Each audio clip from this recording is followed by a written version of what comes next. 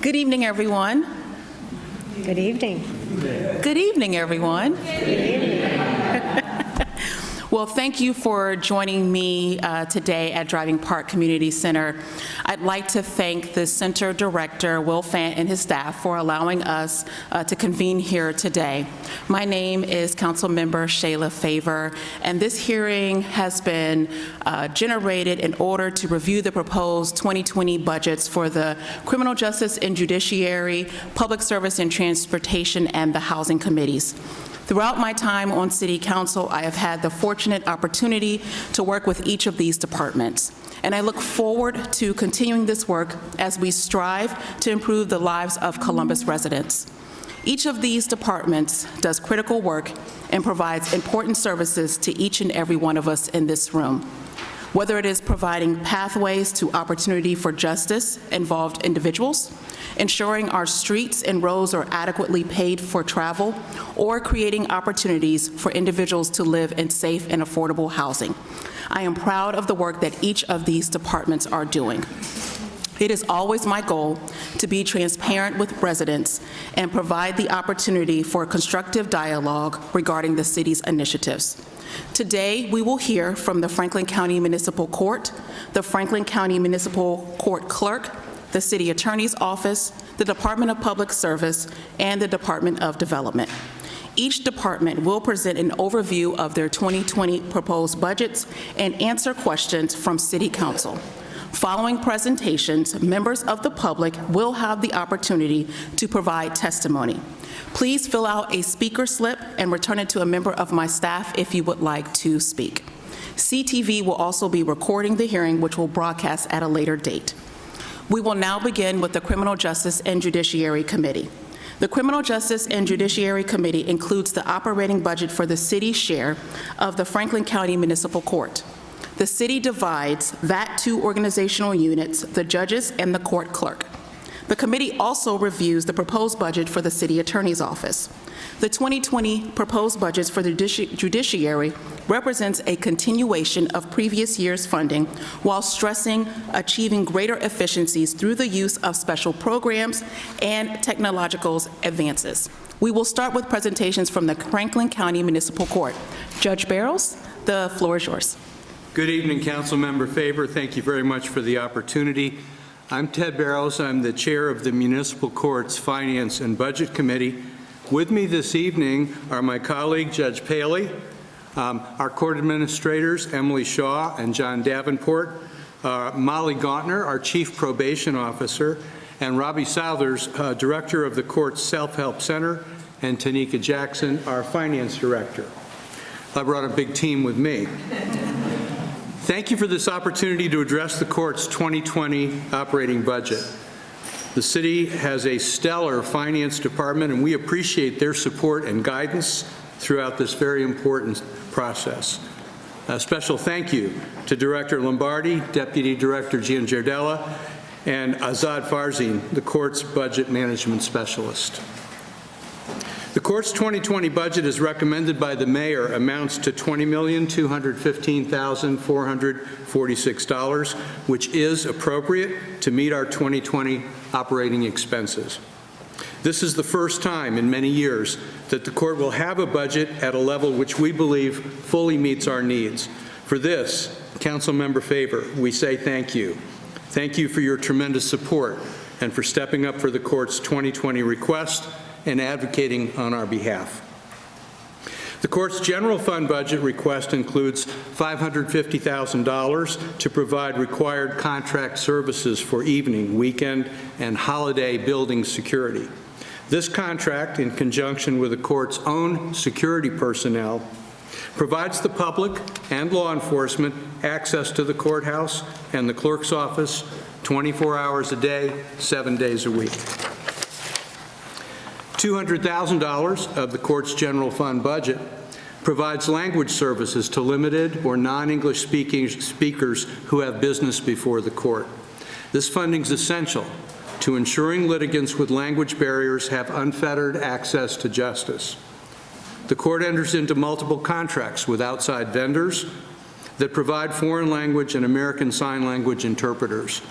In 2018, they received 1,695 requests for interpreters in 43 languages. 1,588 of those requests were fulfilled by contracted on-site interpreters, and 148 requests for languages less common in Central Ohio were provided by remote interpretation. In addition, the court filled 215 requests for American Sign Language and certified deaf interpretation. In addition to these requests, the court employs 3 full-time Supreme Court certified interpreters. 2 are Spanish language interpreters, and 1 full-time Somali, Mai, and Swahili interpreter. Together, they completed an estimated 5,337 requests for language services. When we say 5,337, that's on an estimate, that's an actual count. Estimate would have been 5,300. The ability to offer foreign language interpretation is a vital part of providing open access to justice. An increasing need is a reflection of the global community that is the city of Columbus. Thank you for recognizing and supporting the rights of an underserved population and helping us to meet the challenge of providing service to every limited English proficient deaf or hard of hearing litigant who appears in this court. General fund monies will continue to support the specialized dockets programs. Over the past 13 years, 5 innovative and problem-solving dockets have been created, certified by the Ohio Supreme Court, and are actively operating at the municipal court. The court has developed integral partnerships with other federal, state, and local government agencies, as well as private treatment providers, nonprofits, and others, to leverage their full complement of services and custom programming based on the specific needs of participants. The specialized dockets focus on mental health, drug and alcohol dependency, including a rigorous medically assisted treatment program, human trafficking, and a program dedicated to our military service members and veterans who experience multiple interactions with law enforcement and the justice system. These dockets help the court provide wraparound, holistic care to identify and treat the underlying issues that contribute to a participant's pattern of repeated illegal behavior. The specialized dockets have reduced the overall number of jail nights, improved community safety through lower recidivism rates, reunified families, and have returned many participants to a productive life, contributing to the community in a positive way.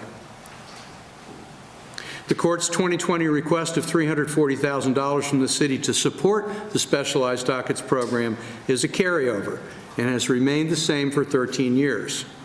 The specialized dockets continue to grow in size and the types of treatment programs and resources offered to our participants. Program participants are achieving positive results and successful and sustained reformative outcomes. To continue to provide meaningful, life-saving services, it is necessary that we request an increase in the funding of the dockets. Earlier this year, the court shared its need for a funding increase with Councilmember Favor and City Finance. As we celebrate 13 years of programmatic success, we emphatically express our appreciation for your collaboration, partnership, and support that is demonstrated by the approval of this request. The total 2020 budget from the city for the specialized dockets is $490,000. The county commissioners continue to echo their support of the specialized dockets and have also approved an increase in 2020 commitment in the amount of $150,000 to match the city's new funding amount. The court offers its sincerest thanks to you for helping us to maintain these life-changing dockets. The court understands that there are many worthy entities who vie for your funding and appreciates monies that you are providing for the operation of the court. $125,000 of the court's general fund budget is dedicated to the work release program. This program is a proven and valuable sentencing option, providing an alternative to incarceration. It's cost-effective and appropriate condition of pretrial release or probation supervision and allows judges to consider this residential community resource as a measured and appropriate response to probation violations. The city's continued support, as well as the additional financial assistance of the county commissioners, is a testament to the positive impacts that can be made when government works together. Thank you for providing this funding. Without your commitment, home incarceration would not be an available sentencing alternative, nor would our work release program. The court would also like to express appreciation for the expansion requests that were granted with the 2020 budget. First, we are ecstatic receiving funding for 3 additional domestic violence probation officers, an intensive specialized mental health officer, and an intensive supervision officer. Domestic violence offenders require specialized and intensive treatment and supervision. The probation department has been struggling with caseloads that exceed national recommendations to allow for appropriate and comprehensive supervision. These additional officers will go a long way in assisting the court manage this high-risk population of offenders and provide skill-building interventions in their supervision responses in order to achieve risk reduction and behavior change. In 2016, the Franklin County Municipal Court made a commitment to become part of the Stepping Up initiative and also an evidence-based organization that follows risk, needs, and responsivity principles. The RNR principle tells the court who to target, what to target, and how to appropriately match offenders to programming. The RNR principle requires the use of actuarial risk and needs assessment tools, engagement of the offender in the supervision process, the use of cognitive behaviorally based interventions, and the incorporation of a behavioral management system. In my courtroom, we tell people to turn off their cell phones. Or they get arrested. Or they get arrested. In an evidence-based organization, probation officers are agents of change as opposed to compliance monitors.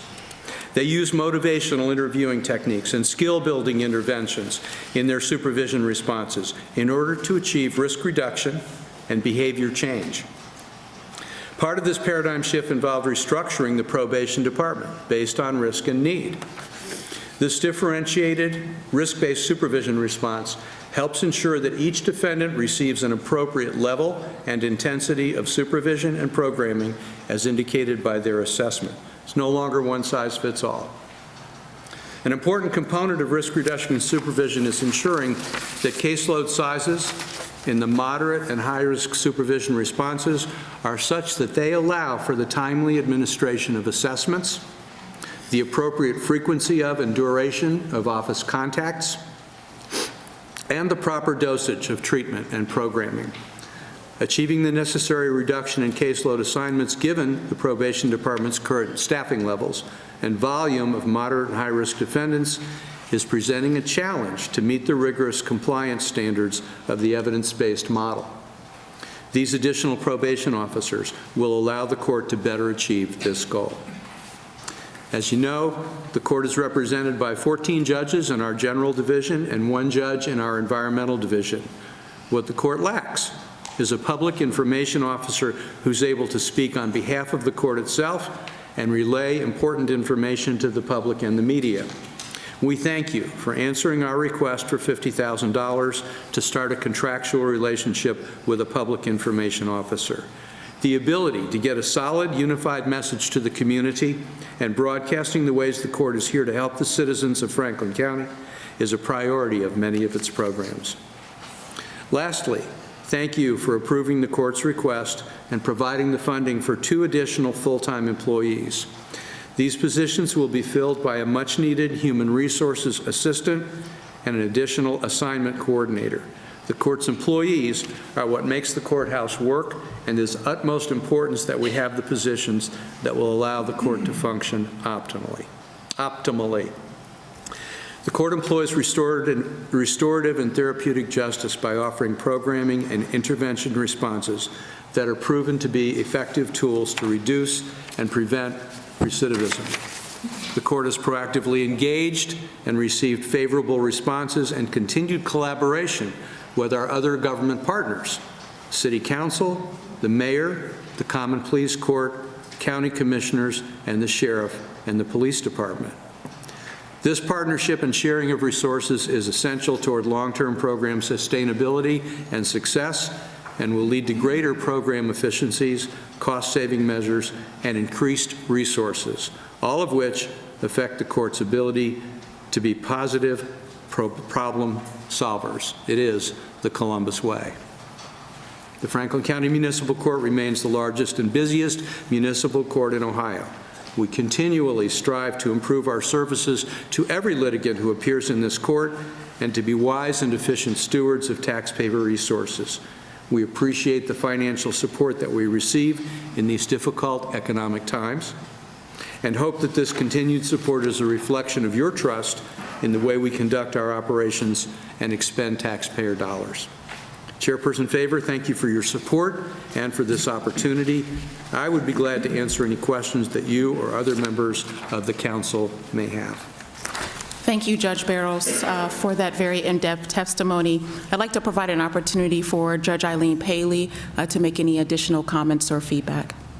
Just quickly, I want to thank Councilmember Favor, the Mayor, Chief of Staff Ken Paul, for actually really working with us this year. We are part of the safety system of this city. And with collaboration, the Columbus Way, we are making a huge difference. Our jobs, contrary to popular belief, is not to put people in jail. It's to keep people out of jail. It costs taxpayers $85 a day for somebody to be in jail. That's not a good steward of taxpayer money. So with all this collaboration, we are finding ways in the mental health departments, recovery, housing, helping them get food. Our probation department is one of the best in the country. We have innovative ways to resolve problems that you don't even know exist. And we have other resources that most taxpayers aren't aware of, thanks to the help of the city. One of them is our community cleanup crew that comes out of the environmental court that is completely free to all residents. If you're in a community cleanup area or you just want to clean up tires or whatever in your neighborhood, all you have to do is call the environmental court or the probation department, and they will provide a free community cleanup crew. Those are people that are non-violent offenders, usually underage drinkers or something in that realm, that instead of giving them a fine that their parents can't afford, we get them out there to help clean up the community. That's their sentence. Take advantage of that opportunity. It's free to the public. Robbie Banks is here from our free Legal Resource Center, and we have all kinds of information in the back. We presently have been working in conjunction with the labor unions to get information out about jobs that are available in the community. If you come in my courtroom with a new job with somebody I hooked you up with, you're not going to jail, you're going to work. So these resources are for us to help people either start or start over and keep them out of jail. When we started the special entity dockets, I was on City Council, we showed City Council, or the court did, that it actually saves money. So we're saving lives and saving money because we're keeping people out of jail and it's less expensive to do so. We also have a couple of new programs that are the first in the country, our CAPIT program, which is an LGBT domestic violence program, which has never been done before. Domestic violence counseling is gender-based, so when you deal with the LGBT community, it doesn't necessarily work. So we spent 2 years in a roundtable with the mental health community to try to find a domestic violence counseling that would work for that community. And I have to say it's been extremely effective, and people from all over the country are coming here to find out about our program. Because again, it's the Columbus way. We have a medically assisted treatment program for Vivitrol in the courthouse.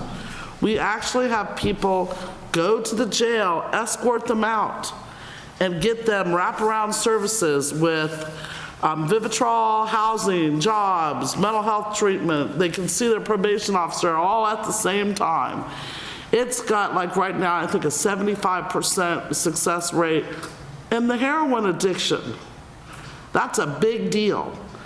And it's because everybody's working together on these budgets to give us the money to do these programs to move forward. So thank you, Councilmember Favor, for being there for us. Thanks to the city to recognizing all the great work that we're doing, and for our staff that is here to support us. Thank you. Thank you, Judge Paley. And with that, you kind of touched on just a quick stat, but I'm wondering if you could provide for our residents a snapshot of just how busy the courts are, perhaps on a daily or annual basis. Well, my guess is that there are more people who come into the municipal court building on one day than there are that come into City Hall in a month. That is accurate. And if you've ever had the misfortune to have to go down to the municipal court during the weekdays, you probably have to stand in line to get through security. We typically have somewhere between 300 plus people who are down in the courthouse for traffic citations on a daily basis. With 15 courtrooms, 3 of the judges will be doing arraignment courts or special assignments. Everyone else is going to have a docket, probably between 40 and 70 cases a day. So you can get a sense for the volume of that work.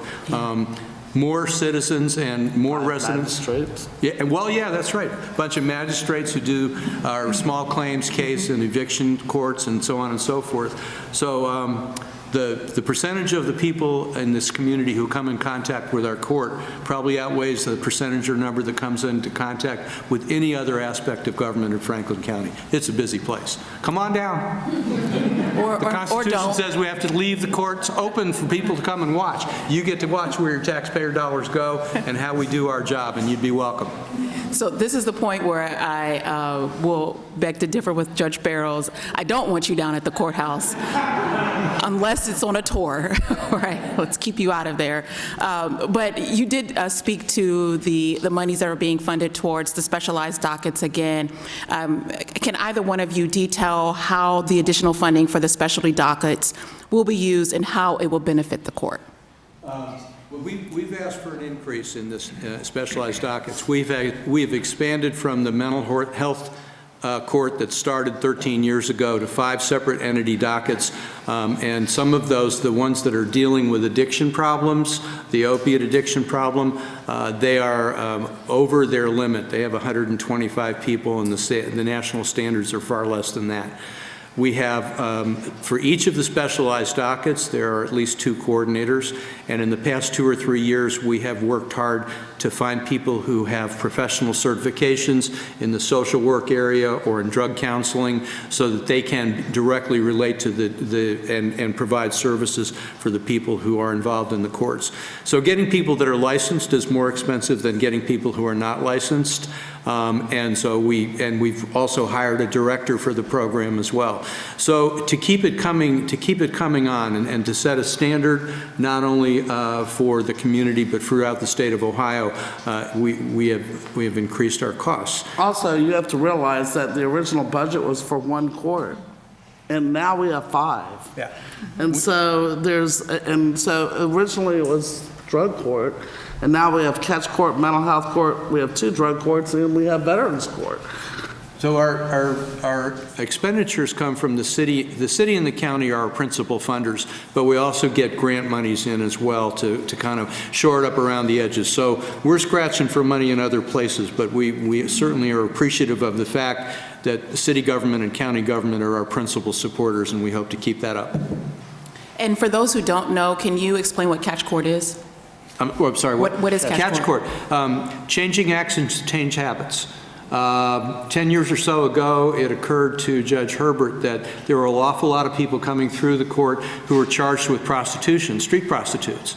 They were bringing down the value of the neighborhoods and the streets in which they plied their trade. They were getting arrested, and it was treating as a minor crime. They'd spend 2 or 3 days in jail and get released for time served, and the cycle would go back and forth. And he began looking at why is it that the cycle repeats itself? So it turns out that many of these women are addicted to start with, and they are committing these crimes to support their addiction. Or, and this is more evil, they're committing these crimes to support the men who have caused them to be addicted and upon whom they rely for food or to avoid getting beaten up. So Judge Herbert started the Catch Court, and it's designed to restore street prostitutes to a healthy and productive life. He keeps them in jail for a while until he finds secure housing for them in a community living area where they are not free to come and go while they get other services. And the program is a 2-year program, and it's like a religious service. And with all due respect, Council Favor, I would like to invite people to come and watch. Every time I go and watch Judge Herbert, there's some point during that time when I come to tears, because we are saving people's lives, and it's just a beautiful thing to watch. I wanted to take a moment to highlight Catch Court because Livingston Avenue, along with other major corridors, Sullivan Avenue or Cleveland Avenue, have struggled with prostitution. And so it's important for residents to understand that, to the best of our ability, there is a system in place to help those individuals who are looking to get out of that lifestyle. So thank you, Judge Barrows and Judge Paley, for your testimony today. We'll now move on to the City Attorney's Office. The City Attorney acts as the legal advisor and attorney for all of the City of Columbus departments, including approving contracts, defending the city against lawsuits, and ensuring newly enacted legislation conforms to the Columbus City Charter and Code. The City Attorney also acts as the prosecuting attorney in the Franklin County Municipal Court, prosecuting traffic and criminal cases, and filing charges to eliminate public nuisances where they exist in our community. The Real Estate Division of the City Attorney acquires all real property needed by city departments, provides assistance regarding leasing and sales of city property, which supports Columbus's economic development and growth. Mr. Brian Shin, the floor is yours. Thank you, Councilmember Favor, for the opportunity to present our budget request on behalf of City Attorney Zach Klein. I am Brian Shin, Deputy Chief of Staff in the City Attorney's Office, and I have with me today Christy Plants, who is our fiscal manager. Essentially, we are requesting a continuation budget from 2019 with only a 2% overall increase for a total of $14,971,494. That represents 134 full-time FTEs and a combined total of 16 part-time FTEs. We have one expansion request of $148,888, nice round number, from the general fund to fund an additional FTE for an experienced attorney in labor and employment. And the reason for this request is the additional attorney is needed due to the number and the complexity of the cases that we're handling on behalf of our city department clients. The budget request, if approved, would allow City Attorney Klein to implement his policy goals for 2020 while continuing to provide the highest level of legal services to our clients in an efficient and effective manner. Some of City Attorney Klein's 2020 policy goals include continuation of criminal justice reform initiatives, including the 21st century training for all staff at prosecution, which helps them to understand the factors that lead to criminal behavior in the first place.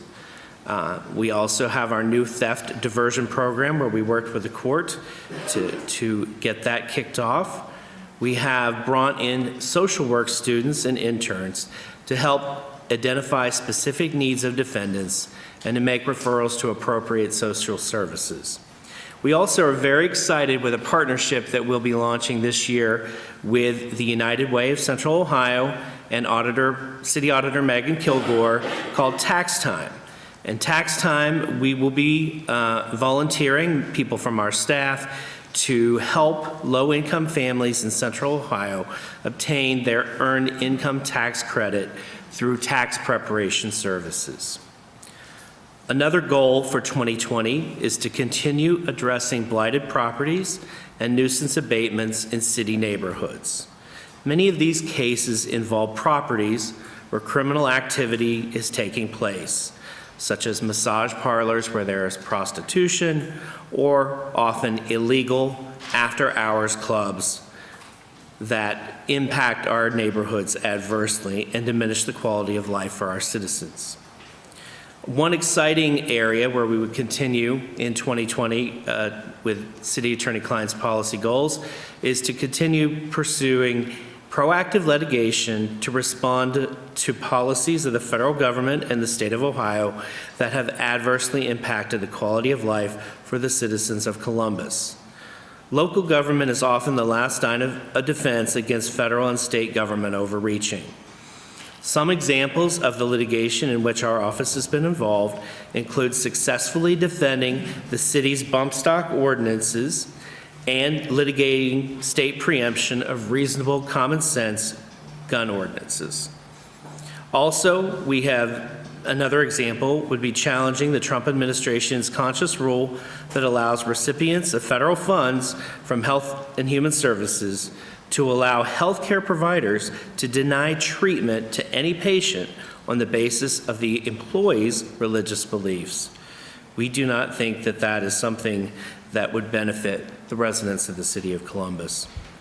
These are just a few highlights of our policy goals. We appreciate the opportunity to present our budget requests, and we thank you, Councilmember Favor and members of council, for considering them. And Christy and I are happy to answer any questions that you may have. Thank you, Mr. Shin, for that testimony. Can you discuss how legal settlements, are budgeted and the process the city attorney's office goes through when recommending settlements? Yes, ma'am. Let me start with, I'll break that into two pieces, is how are they budgeted? Each city department must have a line item or reserve to cover legal settlements. They are not part of our budget. However, we work closely with the city department involved and very proactively with the Department of Finance and Management to plan for settlements and to keep them informed about all developments in a case with regard to any settlement negotiations. So it's an ongoing process as litigation arises for us to address the case, assess the potential liability, and work with the department and the city's Department of Finance and Management to help decide how to manage that amount. How does it impact the budget when outside legal services must be retained? And it might be a good opportunity to discuss why outside legal counsel Sure. would need to be obtained. Well, there are two instances generally when we would engage outside counsel. One is when the legal matter involved requires expertise outside the expertise of our office. An example of that would be something like a trademark or copyright where our existing staff does not have the expertise. We would engage an outside law firm. But more likely, it's usually due to a conflict of interest between the city and one or more of the individual defendants. Typically, a conflict is the result of an employee being subject to some sort of disciplinary action, and in that case, our office would be required to defend the city department in opposition to that individual employee. The conflict, however, does not negate our statutory duty under Ohio law to actually defend the employee as well. So we are obligated under Ohio law to obtain outside counsel for the employee. In other words, outside counsel for litigation is not retained for convenience, but because we have no choice under Ohio law. This is usually discussed first with the impacted city department and then again with finance and management. But it's rare to have an idea up front exactly how much each case or each instance of outside counsel may actually incur the cost. So it's an interactive process with the department and the Department of Finance and Budget. Typically, what we do is start with a $20,000 contract and then modify it as necessary over time, depending on the litigation's progress, settlement negotiations, and what have you.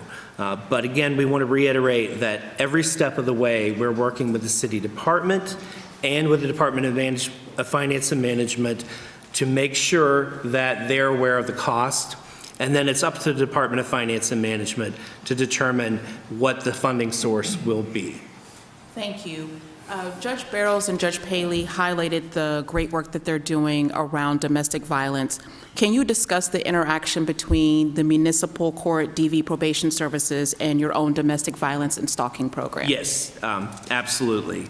And I want to commend the court's probation department. They are excellent people. I had the opportunity to work with them as well when I myself worked at City Council and to help them get additional funding. And I just want to give a shout out to them for that. Our domestic violence and stalking unit works closely with the probation department from the very beginning of the case through adjudication and beyond. At arraignment, the domestic violence and stalking unit asks for the conditions of bond, such as, for example, a stay-away order, global positioning system to keep a defendant away from a victim's house or workplace, equipment to monitor drug and alcohol use. These conditions of bond are monitored by probation throughout the case. The DV unit regularly communicates with probation officers if violations of bond occur or if there's a new charge, such as when the defendant is already on probation for another case with the same victim or a different victim. Once a case is adjudicated, the Domestic Violence and Stalking Unit provides the probation department with the police report, lethality assessment, and other aspects of our file so that the probation department can assess the defendant's level of risk for proper probation placement.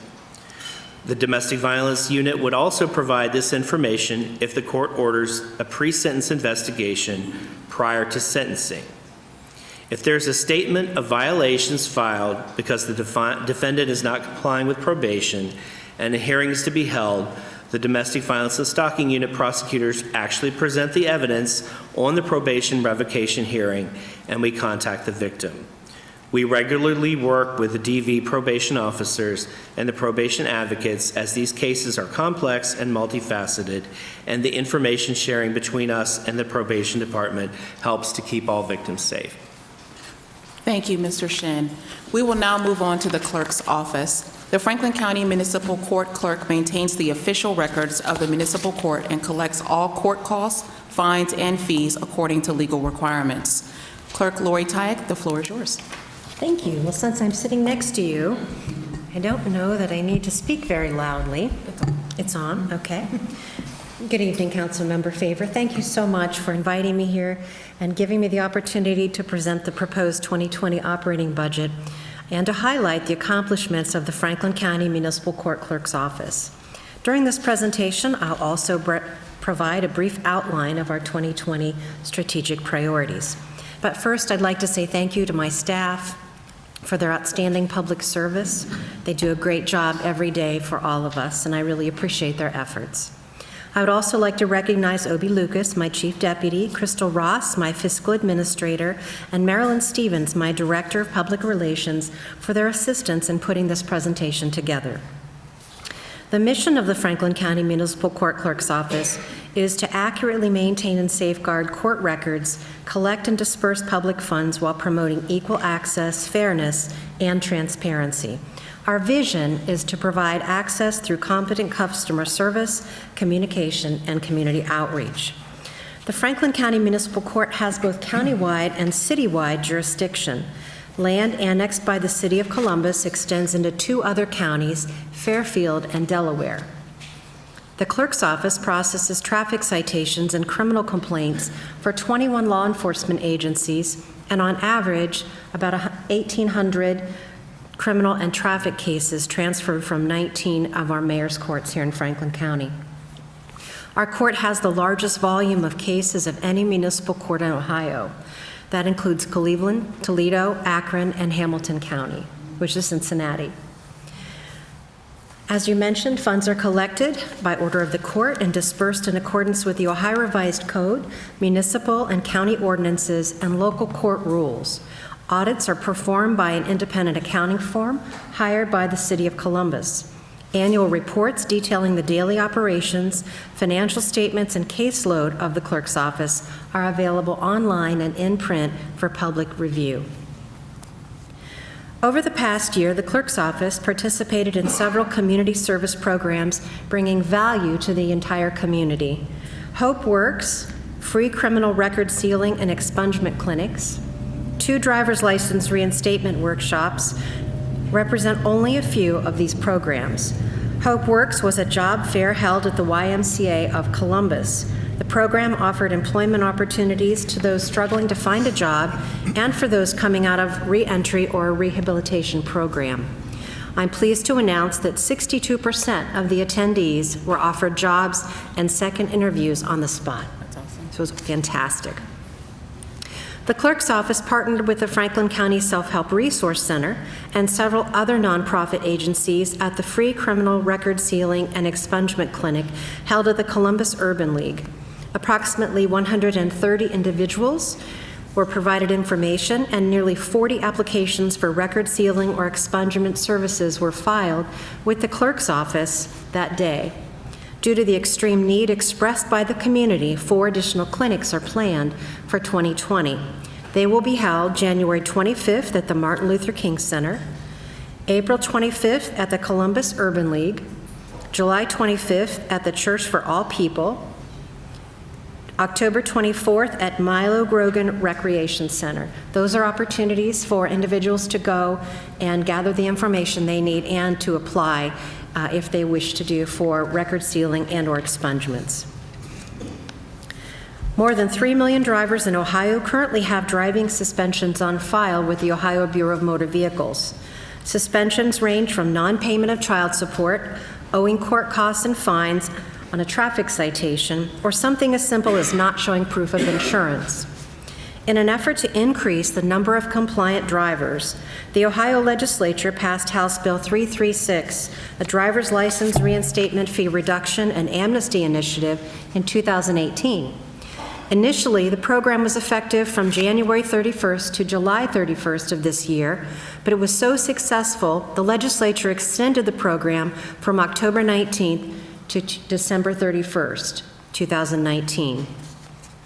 In response to this initiative, the clerk's office collaborated with more than 20 city, county, and state agencies and 3 private companies to hold 2 separate driver's license reinstatement workshops at the county courthouse complex. More than 1,488 drivers were assisted during the workshops, and 350 letters were mailed to those who were unable to attend, providing the information they needed to become compliant or legally drive. The personal stories told by attendees were so inspirational to me and to my staff and all those who participated. One of the attendees had been living in a halfway house after being recently released from prison. She met with legal aid to develop a plan to get her driver's license back. Her attorney advised her to apply for a record sealing. After meeting with the Self-Help Resource Center, who researched her case, they found that she displayed many of the criteria for being a victim of human trafficking. After completing her license reinstatement requirements, the attendee filed an application for record sealing or expungement and was then connected to services provided through the court's CATCH program. The services provided by multiple agencies allowed this attendee to leave the courthouse with a valid license, potentially a clean record, and new hope for 2020. In another story, I personally had an opportunity to assist a gentleman who was a Marine, and he had been in Vietnam. The volunteer attorney he met with approached me because she did not know how to help him, as he had 3 court cases in 3 different jurisdictions, none of which were in Franklin County. So I took him in a private room, and I began making calls to the clerks of courts that I knew on his behalf. After explaining our program, the clerks were able to provide assistance. One case was dismissed because it was 24 years old. I received an emailed release from suspension within a few minutes and was able to provide that to the attendee to provide to the BMV. The second jurisdiction encouraged the participant to show up in court to settle his case. It was 20-plus years old. I asked if the court had an advocate who worked with veterans, and they responded yes, that they did, and they provided the name and phone number of that advocate, which I then handed to the attendee. The clerk I spoke with for the final case provided the total amount owed and promised to release the suspension after the payment was received. They had online payment opportunities, so all he had to do was use his phone, pay with a credit card. It was a little over $300, and they would also release his suspension. That would allow him to be compliant and to also then apply for reinstatement opportunities. I would like to thank Council President Shannon Harden and Council Member Favor for stopping by during the visit to our valuable program. We had so many wonderful participants, and many of them walked away with a valid license. Special projects such as the driver's license reinstatement workshop provide us with opportunities to directly touch people's lives in a meaningful way. On an individual level, we bring value to those we serve so that they may be more productive and better able to support their families. The Amnesty Initiative extends until December 31st, 2019. Eligibility and application information is currently available at www.bmv.ohio.gov or at any deputy registrar's office. Many programs the clerk's office participates in are held outside the office, but we've also implemented several internal improvement programs, making our operations more efficient. One example is the new auto-generated in-custody 4D arraignment hearing list, now available on our website beginning at 2 p.m. the day before court. Previously, the list was generated by hand and provided at 6:30 a.m. the day of court to all of our partnering agencies. Access to the information prior to the day of court is helpful to the sheriff's office so they know who to bring over from the jail, the public defenders, the public itself, prosecutors, victim advocates, and bondsmen so that they know who may need their services. Background checks have been in the news a lot lately, as you know. Many who've been convicted of serious charges may not have accurate background checks due to a loophole in the law. Since 2007, the clerk's office has worked collaboratively with the court, the Columbus Division of Police, the Franklin County Sheriff's Office, and others to close that loophole for individuals who've been summoned to court instead of arrested. On average, our efforts have allowed for the capture of more than 4,500 reportable fingerprints per year over the last 12 years. This year, so far, we estimate over 4,000 fingerprints have been taken at our fingerprint station. I would like to acknowledge and thank Chief Thomas Quinlan and the Columbus Department of Public Safety for working with the clerk's office on this initiative. We look forward to continuing this important work with you. The clerk's office has identified its strategic priorities for 2020, and the objectives of those priorities are to include and develop and implement new efficiencies using available technology for effective public service. In an effort to expand bond payment services to the public, we have purchased 5 live agent kiosk machines. Customers with active warrants or their proxies may use kiosk technology to pay out a delinquent amount owed on an adjudicated traffic ticket or for an enforcement of costs, fines, or fees. This additional service will reduce jail overcrowding by allowing law enforcement to implement a catch and release process. Those taken into custody on a warrant may pay bail and be released in lieu of being slated into the jail. Reduction of nonviolent offenders in jails provides value to customers and the community, allowing law enforcement to more effectively focus on violent offenders. A few other worthy of note is courtesy text notifications. We are currently providing courtesy text notifications to individuals who have upcoming court cases to remind them of their court cases so that if they fail to show, they would have a warrant for their arrest issued. So we're trying to prevent as many warrants being issued as we can. We hope to expand the program to include sending courtesy text reminders to link people to our website for them to take a look and see if their cases that were dismissed are eligible for sealing or expungement. So that's exciting that we hope to do that.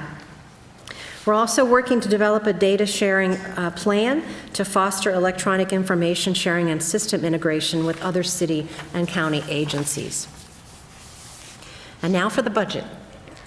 The Clerk's Office 2020 proposed operating budget is a little over $12.7 million, a little over $11.7 million for personnel, $139,000 for materials and supplies, $845,000 for services such as postage and fleet, And the clerk's office has been asked to take a 3.3% vacancy credit or save the equivalent of $390,000 or 7 employees. The clerk's computer fund request includes $720,000 for personnel, $61,000 for materials and supplies, and $785,000 for professional services and contracts for a total of a little over $1.5 million. This fund is supported through court costs according to state statute and as approved by our administrative judge annually.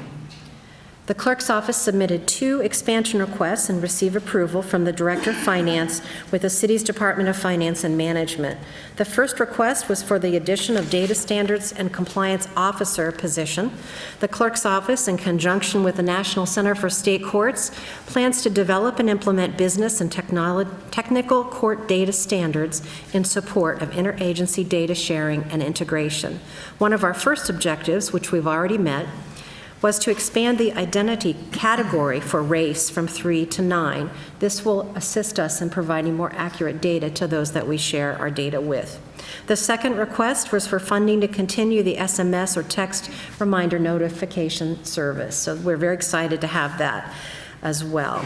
I would like to say thank you to Mayor Ginther, Director Lombardi and staff, and the other members of Columbus City Council for their support, and to the citizens of Columbus and Franklin County for the opportunity to serve as your Franklin County Municipal Court Clerk. Thank you. Thank you, Clerk Tyack, for that great testimony. And I have to applaud you and your office and the partners on the amazing work that you did last week. I don't know if folks understand how important it is to have a valid driver's license and the ability to expunge and or seal certain past criminal activity from your record. It impedes your ability to obtain jobs, to obtain housing, perhaps even with childcare and things of that nature. So thank you for working diligently. It was a operation to be applauded, so thank you for the work that you did in that space. Can you discuss the resources you have available in the budget to assist in your electronic document filing initiatives? Yes, I think the wave of the future is electronic filing. Less paper in means less paper out on the other end. And when you consider we're the largest municipal court based on the volume of cases, that means 100,000 traffic citations will no longer be kept in paper format. So we're very pleased to have funding to include the ability for us to continue expanding our electronic filing. We are working with the Highway Patrol on electronic citation. And we will receive all the data electronically from the Highway Patrol, from the Sheriff's Office, and from the Highway Patrol with the Columbus Division of Police. We have 2 municipalities, Upper Arlington and New Albany, who are also interested in partnering with us, and the funding will go towards expanding that initiative as well. Wonderful. And you've acknowledged in your testimony that our court is one of the busiest courts in the state of Ohio. Yes, it is. Slightly unbelievable. It is, larger than Cleveland even, and larger than Cincinnati, but, you know, it's mostly those traffic tickets that come in from the 21 law enforcement agencies, over 100,000, probably about 25,000 criminal cases, I would say closer to 35 to 40,000 civil cases, but we also have about 8 to 10,000 small claims court cases. We have environmental court cases, about 8 to 10,000. So based on the volume, the sheer volume of cases that are filed with us, we are the largest municipal court. Which is a great segue into the digital data sharing that you've highlighted as a strategic priority in 2020. Can you discuss some of the ways in which you hope to accomplish this in the new year? So currently, we share data daily with the Ohio Court Network, the Bureau of Motor Vehicles, for whenever someone has points on their license associated with a conviction. We also have the ability to release release driver's license suspensions. So we do a lot of direct data entry with the Ohio Bureau of Motor Vehicles. The Bureau of Identification, we have to report weekly all of the convictions related to court cases that are closed and heard by our court. The Ohio OCSS is the Ohio Community Supervision Service, and they are working with us also to use our data for their information. So we also have a lot of daily data requests from law enforcement, from the media, from the public, from other government agencies. So just being able to develop that data sharing plan and create standards so that everyone understands this information comes in and that's what it means. That's one of the most difficult things in Ohio because we're a home rule state. That means everyone can do everything the way they want to, and there are no data standards. So that's why having a compliance officer and researching standards set by the National Center for State Courts makes so much sense, that if we can start on the local level adopting some of these strategies and standards for data, that we'll be able to spread it all and be able to better share information. Wonderful. Thank you so much, Clerk Tyack. Next, we will move on to the Department of Public Service. The Public Service and Transportation Committee includes the operating budget for the Department of Public Service, with the exception of the department's Refuse Collection Division. The Refuse Collection Division is under the purview of the Environment Committee, and so all data and analysis contained in this briefing includes specifically just to that. The public service budget is a great example of a department utilizing additional available resources to enhance service provisions in critical areas, and a department that has continued to evolve its structure and organization in response to the city's shifting demands. I would now like to turn the floor over to Assistant Director Steve Wenzel. The floor is yours. Thank you, Chair Faber. Thanks for the residents that showed up tonight to listen about our 2020 budget and how we're rolling that out. I'm going to present the highlights of the Department of Public Service 2020 operating budget. The Department of Public Service is comprised of the Director's Office plus 5 divisions. So we have the Refuse Collection Division, which is covered under the Environment Committee, as Chair Faber had mentioned. We have Parking Services, Infrastructure Management, Traffic Management, and Design and Construction. So in 2020, we have a proposed funding level of $138.2 million for the Department of Public Service. This represents roughly a 16.3% increase over the 2019 operating budget. Most of this increase, or about $15 million, is attributed to the city receiving additional gas tax funds from the Ohio House bill that passed earlier this year. I will detail out major uses of those funds in my presentation later on. So this budget will fund 848 full and part-time personnel that provide some of the most core city services, including refuse collection, which contains residential bulk and recycling, maintaining and improving our roadways, fixing potholes and plowing snow, installation and maintenance of traffic signals, signage, and pavement markings to promote the safety of our citizens, publicly managed parking, and making Columbus safer for pedestrian and bicyclists. The proposed 2020 budget for the Director's Office is $7.2 million, or roughly 5.2% of our overall budget. The Director's Office provides the overall coordination and policy direction for the department, as well as a consolidated fiscal and human resource function. I'll just briefly touch on refuse collection. The Division of Refuse Collection, we have a proposed funding of $37.1 million. Again, this represents a minor increase of 0.46% over the 2019 operating budget.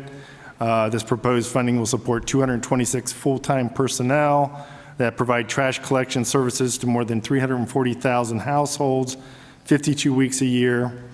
So of that 226 full-time personnel, we're going to dedicate 20 full-time people to support the Clean Columbus initiative, which will address the persistent problem of illegal dumping in our neighborhoods. This budget allocation is roughly $1.8 million. So for 2020, the proposed budget for parking services is approximately $8.2 million, all supported by parking meter revenues. The Division of Parking Services is responsible for administration, enforcement, operations, and management of public parking within the city of Columbus. The division also sets policy and manages parking and access programs. The division includes the business office, parking enforcement, meter operations, as well as policies and strategies section. So in 2020, the parking meter program fund will also include the creation of the Downtown Parking Benefit District, a sub-fund with excess parking meter revenue within the downtown. We're going to take that revenue and we're going to reinvest it back into the downtown district to fund transportation and mobility initiatives to support the strategic parking plan, once the division recovers all of its operating costs, of course. The Division of Infrastructure Management's 2020 total budget request is approximately $40 million. This represents a 19% increase over last year's budget, all within the Street Construction Maintenance and Repair Fund. The Division of Infrastructure Management is responsible for delivering all services related to managing structures management, right-of-way permit review, and long-range planning. The division provides street maintenance services within City of Columbus rights-of-way, including street sweeping, litter control, graffiti removal, and ice removal.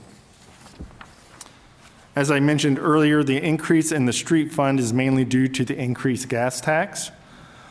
The additional funds next year will help the division address a backlog of 311 requests for right-of-way infrastructure items. We will be hiring an additional 34 staff members, most of which will be what we call boots in the streets, to increase existing services for street repair maintenance, including pothole patching, general pavement repair for roadways and alleys, mowing, street sweeping, sidewalk gap construction, snow and ice control, roadside trash pickup, and graffiti removal. As you may have noticed when you came in, we had some street equipment that was sitting outside, so you know our snow warriors are ready this year, as they are every year. We currently have 108 pieces of equipment, or 108 equipment operators, plus more than 141 additional city employees that are cross-trained to drive snow equipment in extreme winter conditions. We have 167 pieces of winter weather equipment and currently have almost 19,000 tons of salt on hand. We also have the additional purchasing capacity of another 24,000 tons of salt. The division continues to make enhancements to the Columbus Warrior Watch website, and residents will continue to be able to go onto this website and see how we are doing this winter season, both on snow and ice control. That website is warriorwatch.columbus.gov. The Division of Traffic Management is making our streets safer for motorists, pedestrians, and bicyclists. The division's 2020 total proposed budget is $21.7 million. This represents approximately a $7 million increase over 2019, again, mostly associated with the additional gas tax funds. The Division of Traffic Management is responsible for planning, educating, and advocating for greater mobility of various roadway users to ensure a safe and efficient transportation system for pedestrians, bicyclists, and vehicular traffic, as well as improving neighborhood livability and safety. Included in the $7 million increase is 7 expansion positions and contracts to convert 63 pre-timed intersections to activated intersections, install battery backup signals that cross arterial roadways, update traffic signal retiming, as well as rebuild and/or refurbish signals at various intersections. Also included in this budget proposal is the division's traffic commodities, amounting to about $1.8 million, which includes permanent pavement markings, traffic signage, school signals, and traffic signal parts. The Division of Design and Construction's 2020 total proposed budget is $23.9 million, which includes $7.9 million within the Street Construction Maintenance and Repair Fund, $11.2 million within the Construction Inspection Public Fund, $4.8 million within the Construction Inspection Private Fund. The Division of Design and Construction is responsible for developing quality construction plans, managing design contracts, and enabling the department to maintain a safe and efficient transportation system. In addition, the division manages construction contracts, providing quality and timely construction inspection, surveying, and materials testing services in support of public service, public utilities, and private funded infrastructure construction projects. This budget includes expanded funding for 10 additional full-time inspector positions needed to meet the demand of our rapidly growing developing city. Other expanded program includes an additional $1 million to design and construct ADA-compliant curb ramps throughout the city. That concludes my presentation of the 2020 Department of Public Service proposed operating budget. I would be happy to answer any questions you might have.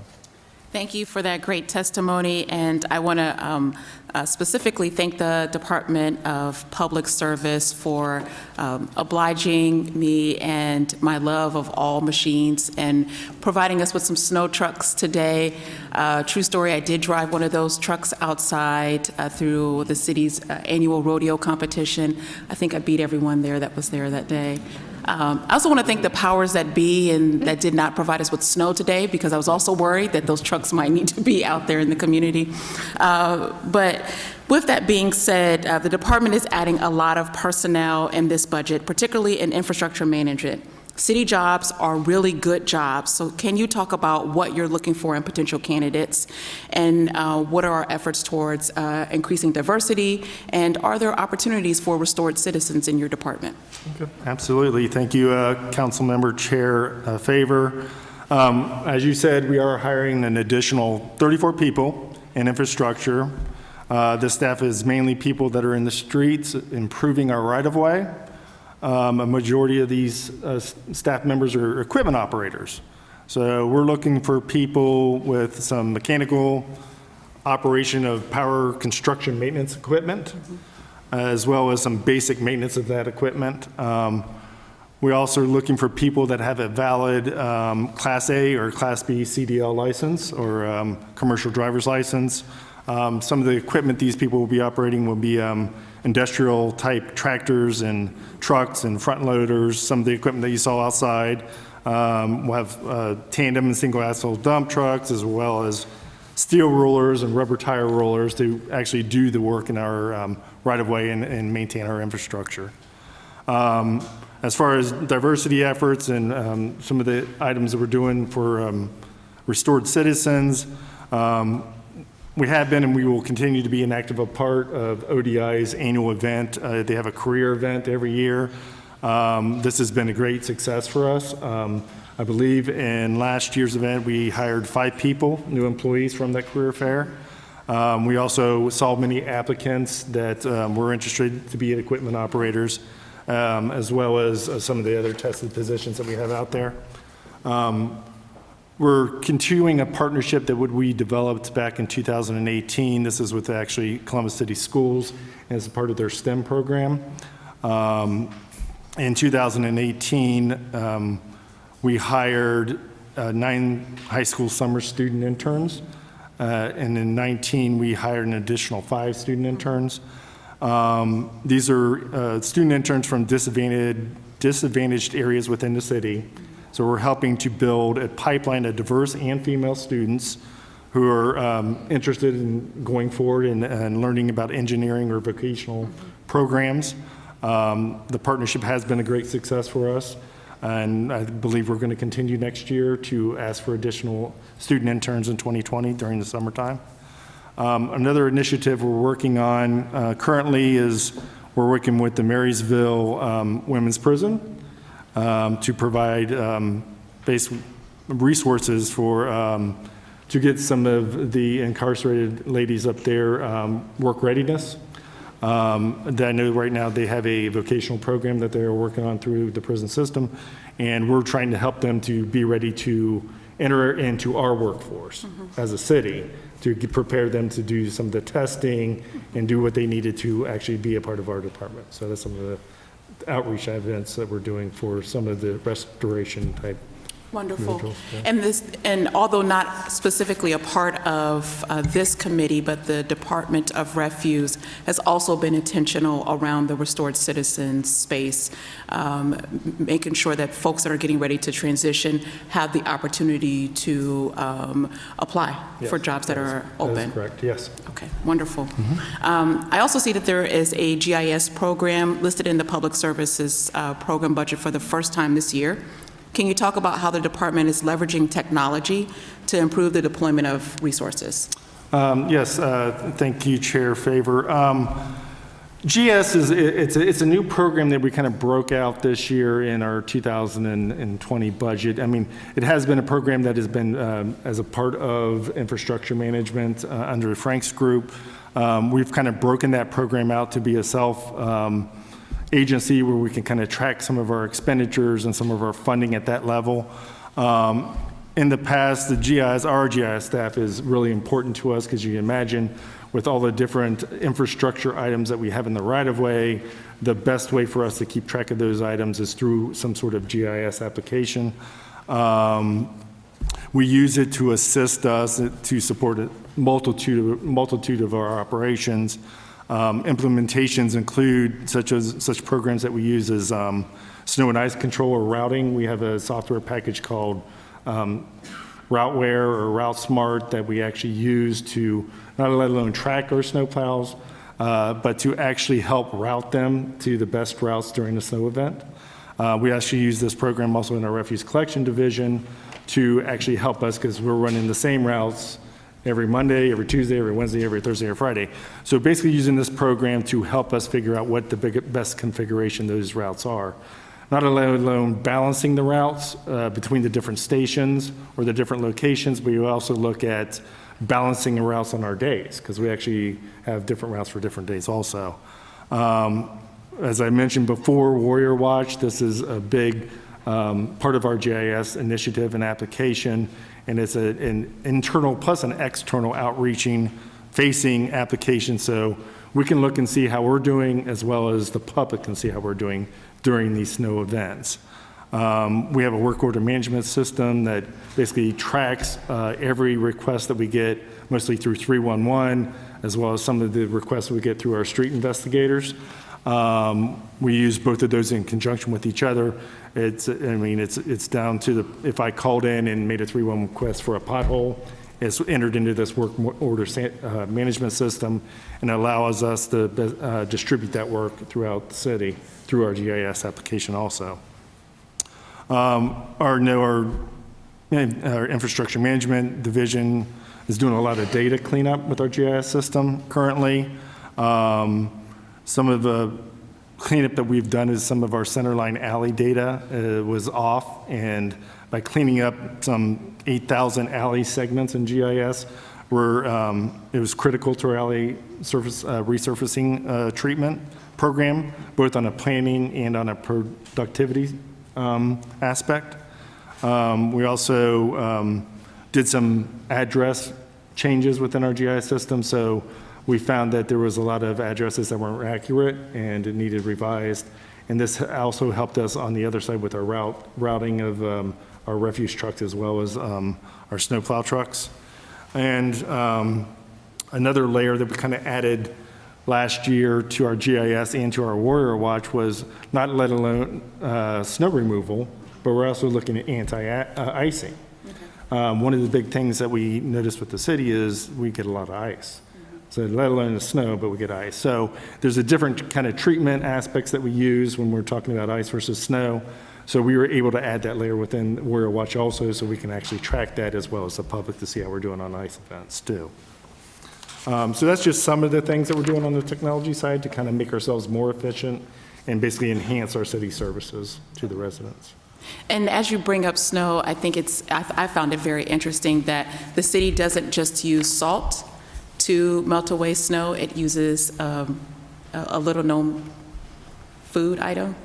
Yes. So during certain ice events, mostly used in ice events, when the temperature it drops below a certain level, certain products do not work on our city streets. So if you look at our typical like salt or calcium chloride or brines, things of that nature, once we reach certain temperatures, those no longer work. So we've implemented a product that I'm sure everybody's heard of. It's called beet juice. So it's actually a mixture of beet juice and calcium chloride, and we've had better success of de-icing our roadways in those colder temperatures using that product. So. Thank you. Yeah. Very cool. And finally, we will hear from the Department of Development about housing. Just a reminder, if you're interested in speaking, providing testimony, please fill out a speaker slip located in the back. The Housing Committee includes the operating budget for the Housing Division of the Department of Development. The department's Housing Division serves Columbus by preserving and producing housing that helps build strong, distinct, and vibrant neighborhoods, offering programs to assist homeowners, housing developers, and rental property owners. Interim Director Michael Stevens, the floor is yours. Thank you, Chair Favor, for the opportunity to present the Department of Development portion of the 2020 operating budget. Our operating budget is just over $50 million, including all funds. This includes $30 million from the general fund. This represents an increase of $2 million from 2019.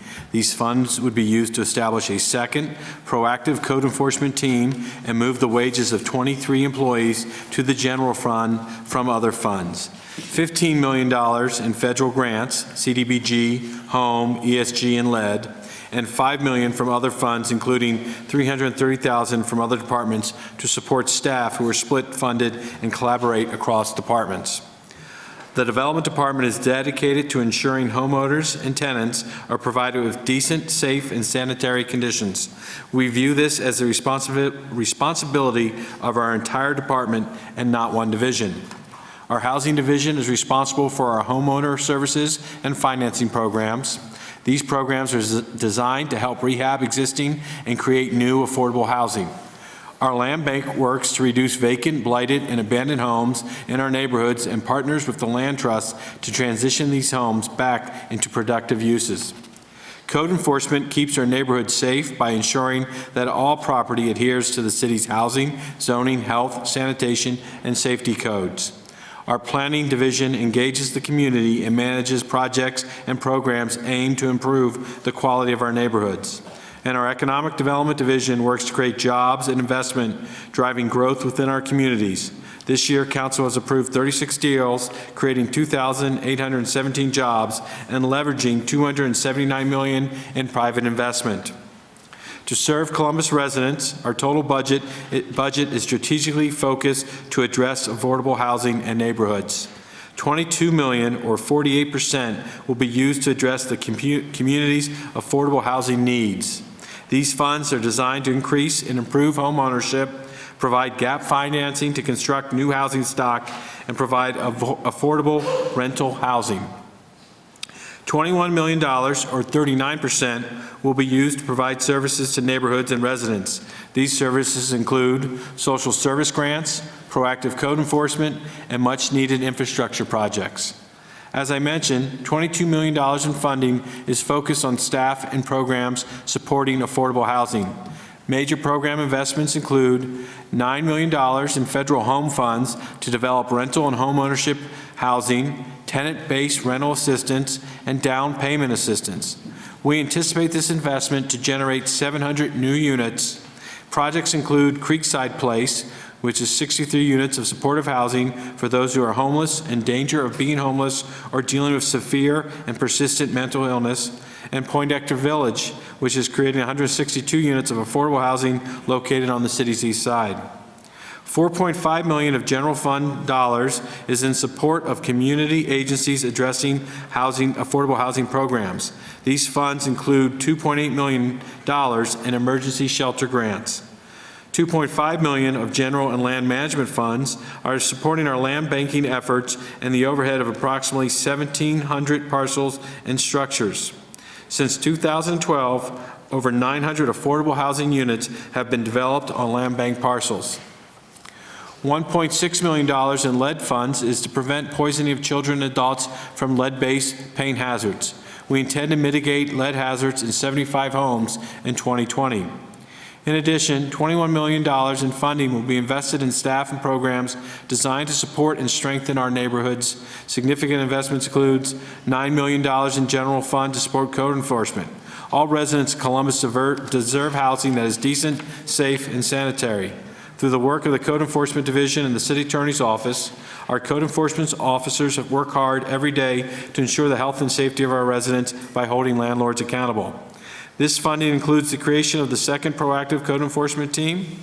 The proactive code enforcement team was originally established in 2014 to identify issues concerning problematic landlords and areas with high concentrations of systematic code issues.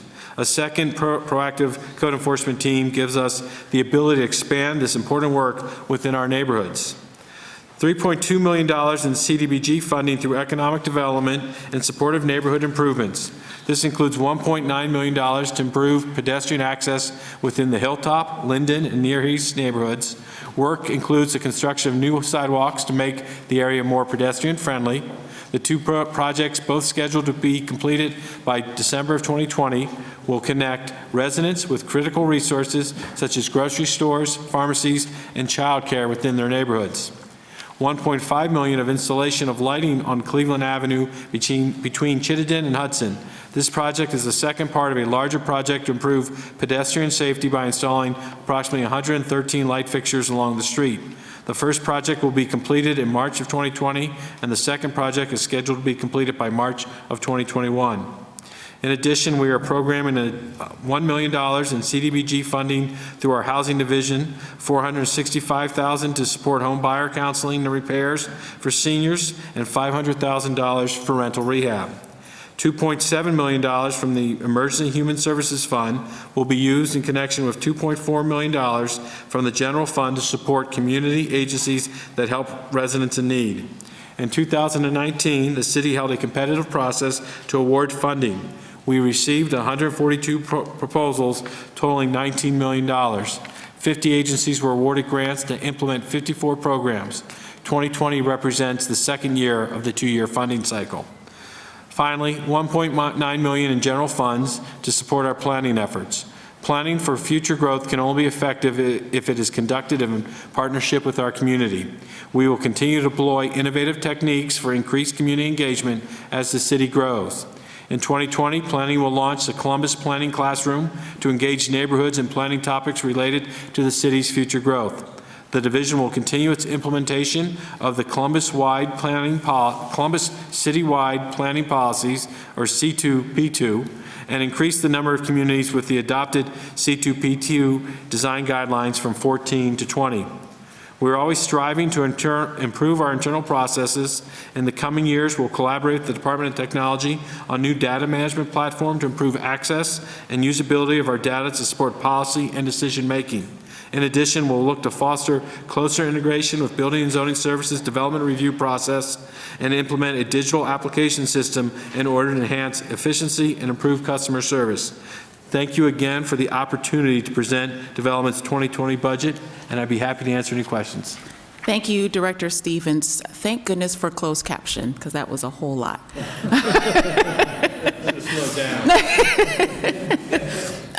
At this point, I'm going to take a point of privilege to reserve my questions. If any of you have heard me speak over the last couple of months, you know I've talked about nothing else except for housing, but I want to ensure that some folks that have to leave have the ability to ask their questions to our fine individuals that have committed their time to be here tonight. So just as a reminder, if you have submitted a slip to speak, you have 3 minutes to provide your testimony.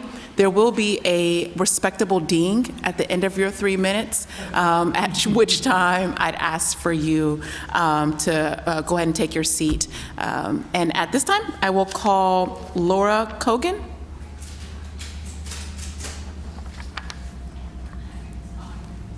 Please state your name and any organization that you might represent. Okay. Hello, my name is Laura Cogan, and I've been a resident of Wineland Park for about 3.5 years. I am active in our civic association as the chair of the Wineland Park Mobility Committee.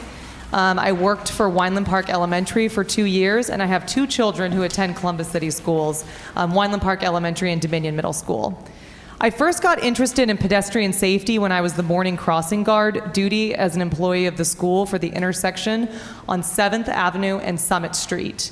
That odd and confusing intersection on the way to Kroger, known more appropriately by our residents as the intersection of death. The journey in trying to make the pedestrian-friendly improvements has been years in the making. My first step was to call 311 in October of 2017 to see if we could put our heads together on how to make this intersection safer for both cars and pedestrians. After being assigned a traffic engineer who studied the intersection, it was determined that the best course of action would be to install a leading pedestrian interval, otherwise known as an LPI. This is a creative crosswalk concept that gives pedestrians about a 10-second head start to cross while holding all of the car traffic with a red light. Unfortunately, budget constraints have paused the implementation of this solution until the entire intersection can be replaced. It was built in the 1960s. I did not give up there, though, and continued to raise awareness by connecting Wineland Park Elementary Student Council with the OSU College of Design undergraduate students who were assigned a project to implement a, quote, playful city intervention concept in our neighborhood. One student had the clever idea to attach flags on both sides of the intersection to allow pedestrians to cross in a fun way that would also make them more visible to traffic. I also helped facilitate a partnership between our school and Safe Routes, bringing further pedestrian awareness events to the neighborhood. I even got so desperate that when I was still a cross guard, I started bringing a speaker out along with my younger son to my morning duty to play music and dance around, trying to get traffic to slow down and keep things fun to mitigate the stress of the intersection. Caden got a lot of fun honks when he was doing the wobble. These partnerships have been wonderful, but I want to clarify that the only true, long-term, effective, and consistent solution is updating and installing an LPI at the intersection. My neighbor James will be speaking momentarily about other infrastructure needs, but for now I would like those here tonight who are also concerned with pedestrian safety in the Wineland Park neighborhood to please stand in support of our cause. In summation, I urge City Council to include the replacement of the 7th and Summit intersection, as well as the other smaller infrastructure needs that James will discuss in your 2020 planning budget. I appreciate you taking the time to listen to me. Thank you. Thank you, Ms. Kogan. That was right on time. Yeah, you've got props and timely. Director, would you like to comment? Yeah. Am I still on? Yes. Hello? Okay, yep. Yes, please, go ahead.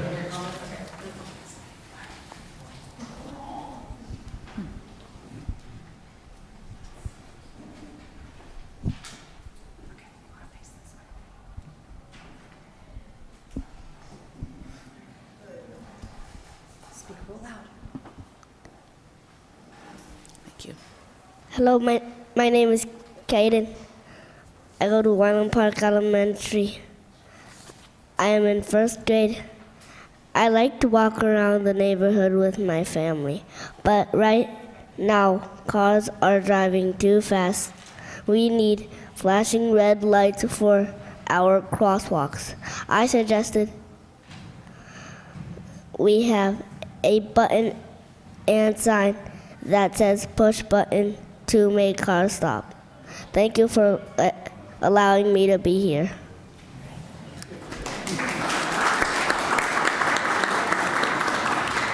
And young man, I am very impressed with your reading skills. Thank you for having the courage and participating in the political process. Hello, my name is James Kogan. I go to Dominion Middle School. I live in the Wineland Park area. I used to go to the elementary school. The intersections to get to the school are dangerous to kids and parents who cross. I know this because when I went to Wineland Park, I helped my mom with crosswalk duty. The cars would zip down the road when people are crossing. Some cars would inch their way to get through. I hope you think about this and put a light that flashes so people can cross or put speed bumps. Thank you for your time. Thank you.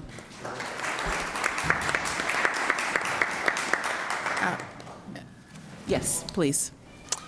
All right, thank you, Chair Favor, I know our traffic staff has been working with the Wyland Park Civic Association, as well as representatives from the University Area Commission, and I know there's 5 different projects that we're looking at studying next year. I believe you had them on, all listed there on your map. So these are projects that we've identified for next year that we are going to study and look at different ways that we can implement mixed crosswalk locations, signalized intersections. We're going to look at 7th Avenue, totally from Summit to 4th for various improvements. So these are all items that we have programmed next year to study and to come up with some results for. So, yep. Thank you. And thank you. We have to get into a band concert, so we have to head out, so I do apologize. I will never stand in the, what instrument do you play? Trumpet. Oh, nice. Awesome. Thank you for being here. At this time, I would call Ms. Elnora Jenkins. Please state your name and any organization you might represent. Good afternoon. My name is Elnora Jenkins, and I am the acting director for the Gertrude Wood Community Foundation. We also call it GWCF. GWCF is a nonprofit community-based organization providing social and educational services and affordable housing to residents in the Driving Park and surrounding communities, and that's this community. The GWCF has been in existence since 2005. We have been an affordable housing developer since 2014. Ms. Woods, hold on really quick. Hold on. I'm going to turn up. Yep. Okay. Yep, there you All go. right. And a certified housing development organization since 2017. The GWCF, we approached our affordable housing development on what we call a dream and a prayer. The dream is to eliminate the blight in our target community caused by vacant and abandoned housing, and to make home ownership a reality for those who believe it to be unattainable.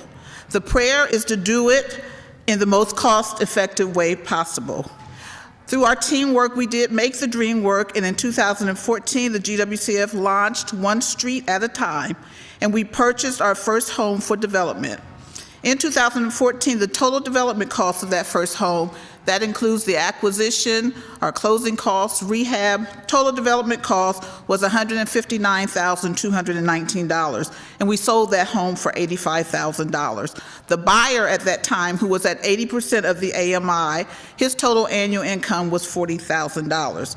I'm going to fast forward now to 2019, and at this point, we have completed, or we are in the process of completing, the development of 8 single-family homes, and through a partnership with Wilder Cooper Companies, we're also co-developers with them on a 45-unit apartment building on East Livingston Avenue.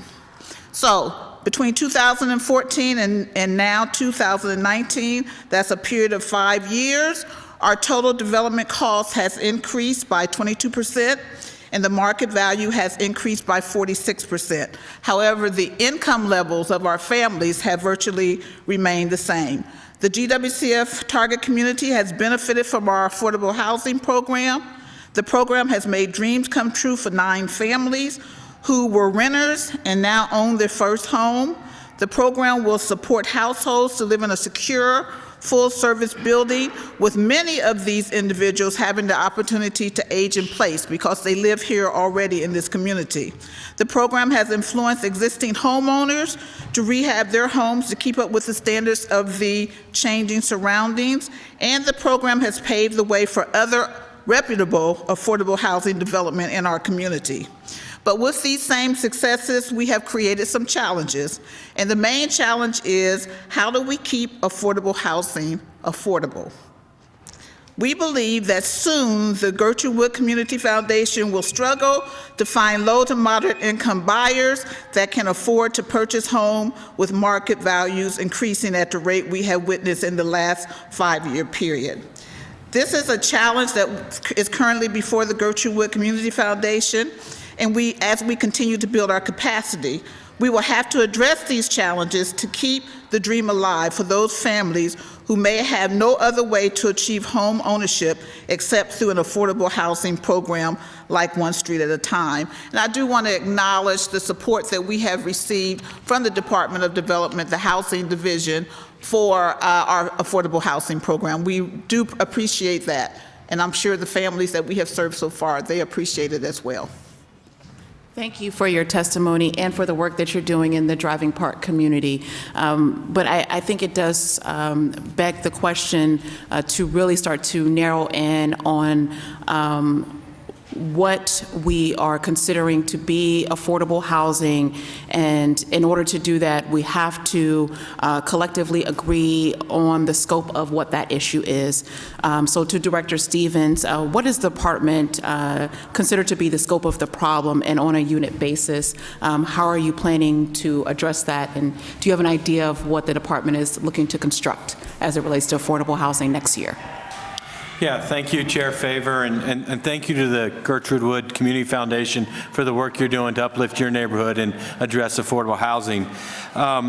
So there's numerous organizations across the city and the region that have identified this need for additional housing options to serve our residents. From the Affordable Housing Alliance, who stated that we are faced with 54,000 households who are cost burdened, to the Building Industry Association that's identified a shortfall of 6,000 units per year in Central Ohio. So one of the main goals of the regional housing study that is currently underway by the Mid-Ohio Regional Planning Commission is to collect all of this information and compile data in order to give us a comprehensive picture of the scope of the problem and the recommendations. But to get more specific to your question, we know that we need more units of housing.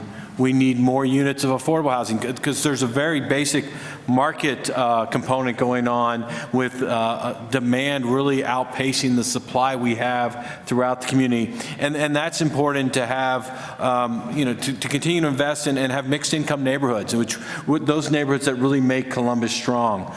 I've talked some about the 700 units we hope to affect and influence through our financing programs. It's also just important that we're using some of our housing funding to address those individuals who can afford the housing there now. To what type of improvements or emergency repairs can we help fund to keep people in their homes, and what kind of rental assistance can we provide to put people in?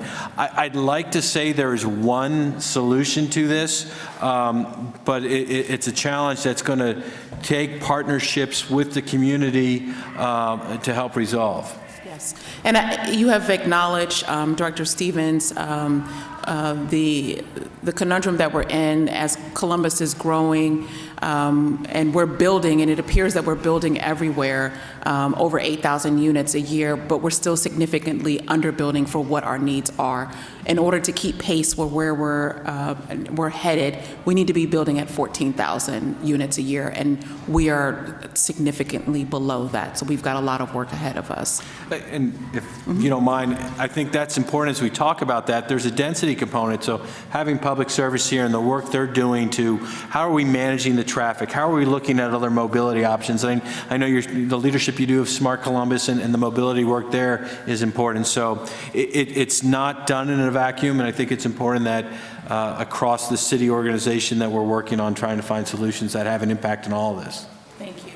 Up next, we have Mr. Melvin Hopkins. Welcome. Thank you.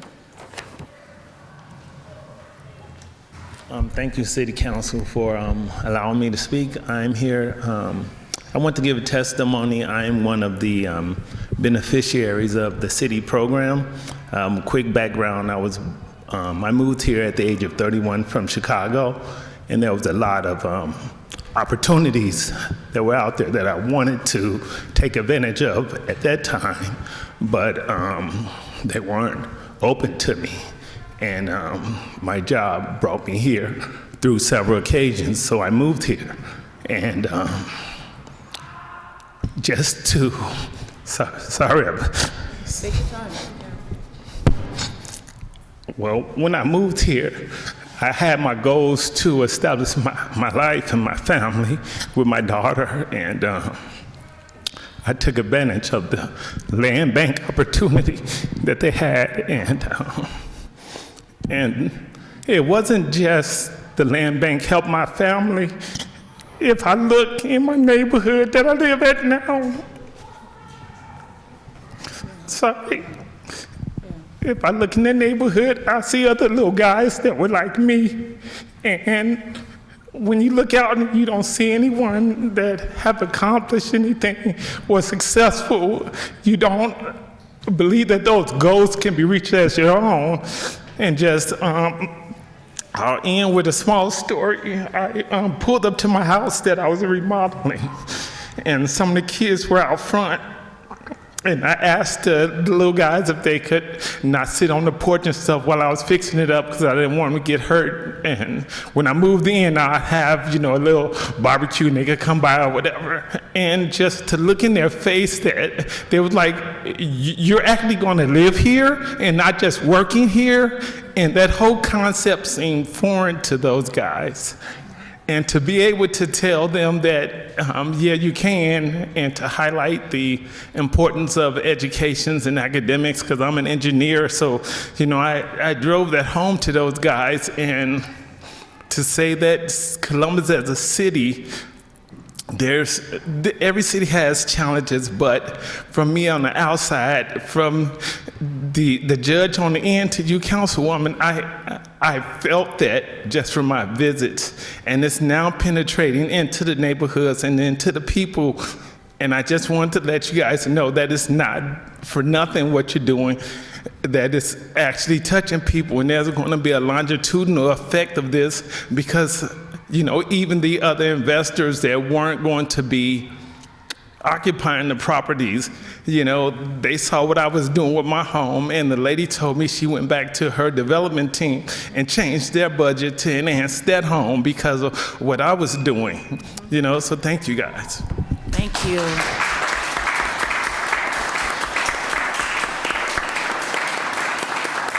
Mr. Hopkins, thank you for your transparency and your willingness to share your story. But you bring up the great work that is done through the Department of Development, specifically through our Land Bank Department. Just yesterday at City Council, we had two gentlemen that are acquiring a property right here on Livingston, 1532 through 1538 East Livingston Avenue. And this was a property that had previously been in the land bank, was a criminal haven, acquired by an individual that said he wanted to commit to this community. He wanted to rebuild that property, provide an opportunity for 4 individuals to live in that structure, and he failed to do so. And so the city took action and took that property back. Now it's in the hands of 2 individuals that are committed to this community, that live and work and play in this community, and they're going to rehab that through the work of individuals that are restored, who may still be on the block, doing whatever they're doing. But the point is that there are opportunities in our community for not only just the large developers and those folks that are playing downtown, but for folks like you and I who really want to build a community within a community. So thank you for your ability to commit to this space and for working with the Land Bank Department, trusting the process and rehabbing what was once a blighted property. Thank you. At this time, we'll bring up Ms. Maria Ford.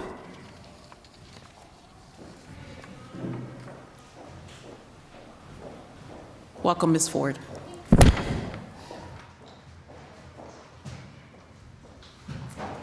Line 2, I'm going to have to. Okay. Thank you very much. So I want to thank you for the opportunity and your insight and your work, Councilmember Favor, with the criminal justice community and how the City of Columbus can continue to support second chances for all residents. At the November City Council meeting, the Central Ohio Restored Citizens Collaborative was honored to receive your support for our annual summit. But one event out of the entire calendar year is simply not enough. Columbus receives back one of the highest percentages of returning citizens each year from the correctional institutions, and that is city, county, and state. And we are fortunate enough to have a large number of agencies to support them. However, quite frankly, the agencies are overwhelmed, and unfortunately, their federal funding sources, or just any of their funding sources, have limitations on the type of returning citizens that they can serve.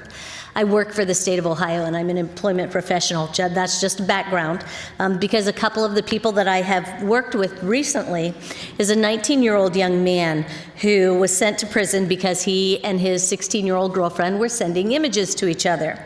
He spent 2 years incarcerated, and when he returned, because of his offense, nearly every organization turned him away for any support. The other woman that I worked with, who finally stood up and defended herself against her physical abuse, she spent 3 years in prison for felonious assault. And her violent offense now not only lands her on the Ohio Violent Offender Registry, but it prevents her from applying for a number of grant-funded and city-funded programs because she's deemed a violent offender. So we need to start finding ways to think of people as people. I, 20 years ago, spent a year of incarceration, and at that time, reentry was not even a word. I had to do it on my own, and it was difficult. But the Central Ohio Restored Citizens Collaborative is pursuing a variety of new initiatives for 2020, including family events, reentry peer navigators, in partnership with accompanying Restored Citizens with Hope, as well as solutions for housing, trauma-informed care, crisis relationships, changing the narrative surrounding convictions. As the City Council and Criminal Justice and Judiciary Committee set aside fiscal priorities for 2020, it's our hope that we have the opportunity to collaborate with all of you, and so that together we can send a message to our city that reentry and second chances do matter to everyone seeking them. And you might recognize, so our collaborative is simply a collaborative. There are no fees or dues, or you have to attend meetings, but the Office of Justice and Policy and Programs is one of our members, CMHA, Columbus State Community College, as well as most of the Walmarts in the community. And just a couple of things, I'm just going to take some time, because Judge Barrows, you mentioned that it's so much cheaper to hire non-licensed counselors than licensed counselors. The Mental Health Board has now recognized peer support as a valid counseling licensure. Unfortunately, they're all people who have had addictions or who have some type of criminal conviction. But I encourage you to find those people.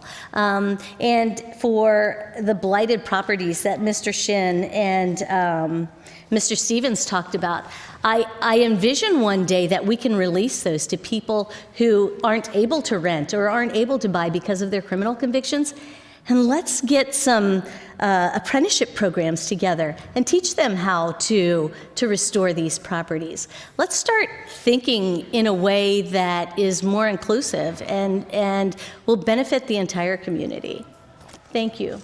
Thank you for your testimony. And in fact, the property that I was just speaking about, that is a formerly incarcerated individual, Yes. and that is why I'm so excited about that project, because we're not just talking about one unit, we're talking about 4. We're also talking about the ability to give back and for individuals to have the opportunity to help others along the way. Absolutely. Right. But let me kick it over to the City Attorney's Office, or perhaps Judge Barrows, if you want to acknowledge. I think that our City Attorney is doing some new work in the criminal justice space. I personally believe that prosecutors have a role in criminal justice reform. Our entire judicial system, has some wrongs that needed to be right. And so that means that there comes with that an acknowledgement that we have a part to play in that. I think that City Attorney Zach Klein is moving in that direction. So I'll allow Mr. Shin to speak. Thank you, Councilmember Favor. And yes, City Attorney Klein's vision of our office is definitely a 21st century vision. And as Judge Barrows said, or Judge Paley, our goal is not to put people in jail. City Attorney Klein is very committed to identifying the underlying problems or discrepancies in our communities that result in people ending up in the criminal justice system, and trying to do a much better job of making sure that people who are not extremely violent offenders, domestic violence, those sorts of situations, have a special kind of way of being addressed. But for the everyday person who's just trying to get by, try to get people into programs that will address the underlying issues, whether that's poverty, whether that's mental health, trying to make sure that people get resources so they stay out of the criminal justice system. That is certainly something that we do, and we're looking at every day to make sure that, you know, we're not just prosecuting crime. We are trying to better the community and lift up everyone in the community and keep them out of the criminal justice system in the first place. And to your point about peer mentorships, it's so timely to hear you say that, because we have been discussing that within our specialized docket programs. And I don't know what all is going to be involved with that in terms of financing and public safety and all of those other things, but we are definitely moving in that direction. It is evidence-based best practices. So thank you very much for that comment. And also, just for Mr. Wetzel, if you set aside 10 of those positions for people who have criminal convictions, I can get them in 4 weeks, CDL ready and ready to work.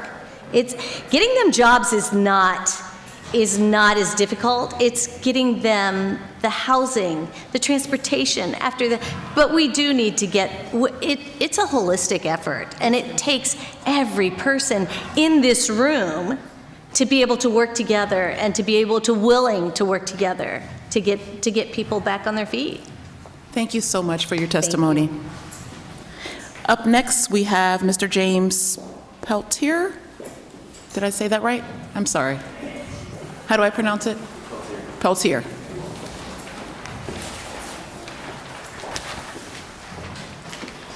So my name is James Peltier. I'm a resident in the Wineland Park community, which we've talked about a little bit already. And Mr. Wenzel, you discussed that. A few of these items will be studied in the next year or so. So just want to review quickly a few items and information that we found in the area. So just to review, the school is directly surrounded by 2 high-volume roadways in Summit and 4th.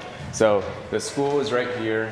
We got Summit right here and 4th, both one-way, high-speed roads right next to the school. And to the north is 7th Street, and to the south is the park. So the following information I'm going to give you is from the Columbus Safe Routes to School Health Impact Assessment.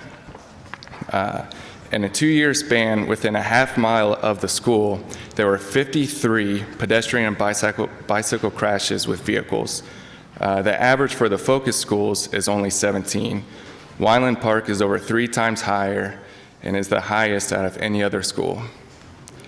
100% of the crashes with pedestrians along Summit and 4th resulted in either injury or, unfortunately, death in that 2-year span.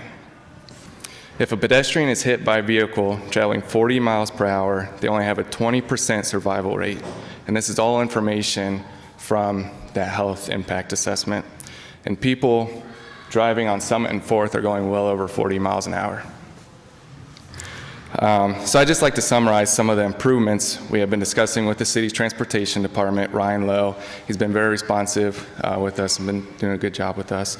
We're hopeful that these items will be implemented into the budget, which Laura spoke to earlier, is the lead pedestrian interval at the intersection of 7th and Summit up here. And it's an awkward configuration, so I agree with her, that's the best option there for that intersection. The item number 2 that we have on the list, and I see you have a copy of it, that's great, is an RRFB, rectangular rapid flashing beacon at the mid-block crossing at 6th and Summit down here. So it's an existing crosswalk, but it's very difficult to see pedestrians crossing that with the high rate of travel and the existing parking stalls on Summit. Item number 3 is a crosswalk and RRFB at the intersection of North 4th and 6th Avenue, which neither exist today, which if you go out there, you'll see people crossing down here at 6th to get to the park. Item number 4 is traffic calming on 7th Street between Summit and 4th, which the city is currently studying. But examples are a raised crosswalk or striping the parking just to help restrict that roadway, reduce the amount of, reduce the speed down through 7th Street. And item number 5 would be an RRFB at the existing mid-block crossing at Hamlet and 7th. So just one last quick point. The majority of this work can be completed by city crews, which is significantly cheaper than taking out to public bid, which I assume you would agree, Mr. Wenzel. So this is a great opportunity to make an impact in the community and provide safer routes to the school. Thank you. Thank you for your testimony. At this time, we are not accepting any more slips. I think everybody in the room is still going to be speaking, so. Up next, we have John Gifford. Welcome. Thank you, Councilwoman Favors, for the opportunity to speak here. I'm a resident of Wyland Park, and I happen to live right at the place where the sidewalk ends and the city's attempt at creating a safe pedestrian crosswalk across Summit starts. That is 6th Avenue and Summit. At this location, I have seen just about every type of person attempt to cross Summit Street for every single reason you could imagine. Whether they are a small person or large person, going to school or coming from school. Maybe they may be young, they may be old, they may just be hoping to play in the park with their brother and sister. It could be one person, it could be a group of 10. No matter who it is that's crossing Summit Street and 6th Avenue, they're all unsure of how to safely get past the speeding cars of Summit.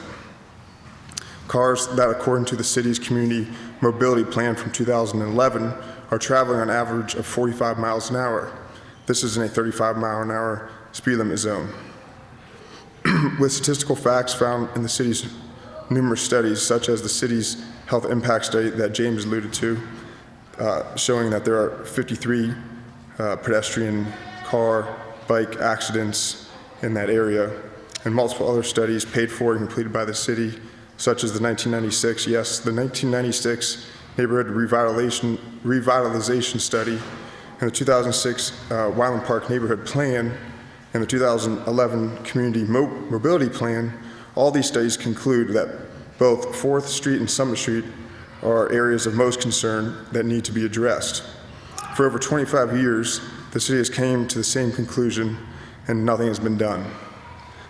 So the question becomes, why is it such that my neighbors and I are here this evening trying to persuade the city to provide a safe route to the city's own schools and the city's own parks when the changes have already been identified in numerous studies by the city over the course of 25 years. And over this time, nothing has been done. So who is responsible for making such changes, providing routes, safe routes to schools and safe routes to parks to create a more healthy and safe neighborhood for our community? How long will it take and at what cost will it be before the city makes the necessary changes for the kids of the Wyland Park Elementary School and the pedestrians of Wyland Park? That's all I have. Thank you for your time. Thank you for your time. Director Wenzel, if you don't mind just acknowledging how the city goes about prioritizing different implementations as it relates to traffic calming or crosswalks, things of that nature, perhaps the Safe Routes to Schools program as well. Yes, thank you, Chair Favor. We do a lot of analysis when we do prioritization of both crosswalks, sidewalks, and safe routes to schools type items. In fact, safe routes to school items are dictated by our application process when we go to apply for funds from the state. Currently, the state releases roughly $4 million with the safe routes to schools for that program. It's clearly not enough to address every need within the city, as we know.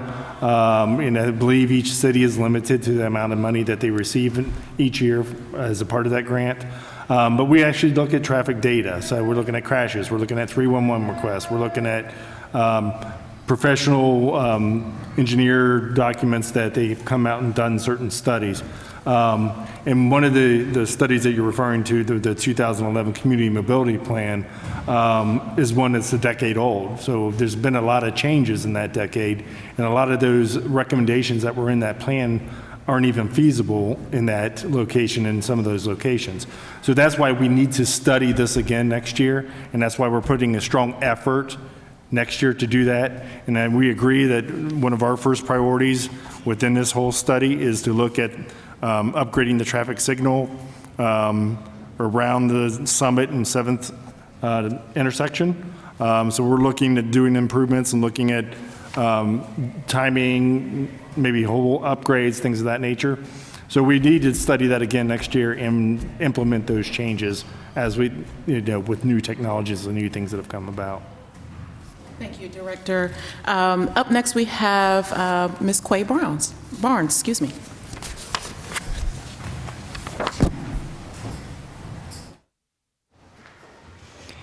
Thank you, Councilman Favor. I'm here to represent, I am the chair of the Mideast Area Commission, but I'm also representing the Far East Area Commission and the Greater Southeast Area Commission, known as the Greater East Side Coalition. And first of all, we'd like to thank the Department of Development, Code Enforcement, and also the City Attorney's Office for all the work that you've done in nuisance establishments and absentee landlord drug houses and the like to make our area a better place to live. But I stand before you today because we're concerned. Due to the development in the downtown area and the Near East Side, we have this huge migration that's coming to the east side of Columbus. But what is not coming with it are social services and jobs. We are concerned that the east side has not seen to be enjoy the development initiatives that other parts of the city have had. We're told that we should develop public-private partnerships, which are hard to do when corporations are, excuse me, not seemingly to be encouraged by tax abatements and other initiatives to establish themselves on our side of town. We have no OSU. We have no Children's Hospital. What we do have is a ready workforce, plenty of vacant land, and on Bryce Road and in the other southeast, and 3 area commissions who are willing to support you. We are asking strongly that you consider development on the east side, and if not that, at least give us some support area in terms of social services to help us with the influx of people that are coming to us. Thank you. Thank you, Ms. Barnes, especially for your leadership in your community and helping to foster everything that has happened on the Far East Side. But Director Stevens, I think that's a great opportunity just to talk about economic development and planning and perhaps anything that might be in the pipeline for that area of town. Yeah, thank you, Chair Favor and Ms. Barnes for being here today. So as we look, when we talk about affordable housing and the housing issues in the community, that's a workforce issue, that's an economic development issue. And we need, so as we address all that, it's important we're finding ways to not only bring jobs and investment into our community, but we're addressing the housing for that workforce. I can also tell you, I mean, on the Near East Side, we're seeing a recent investment announced by the Trolley Barn with a market that's going to be going in there. We're also looking at, this is the operating budget we're talking about today. We're looking at our capital budget that's going to be late winter, early spring, and where can we make investments in the east side and look at areas where we can continue to encourage not only housing growth, but job growth.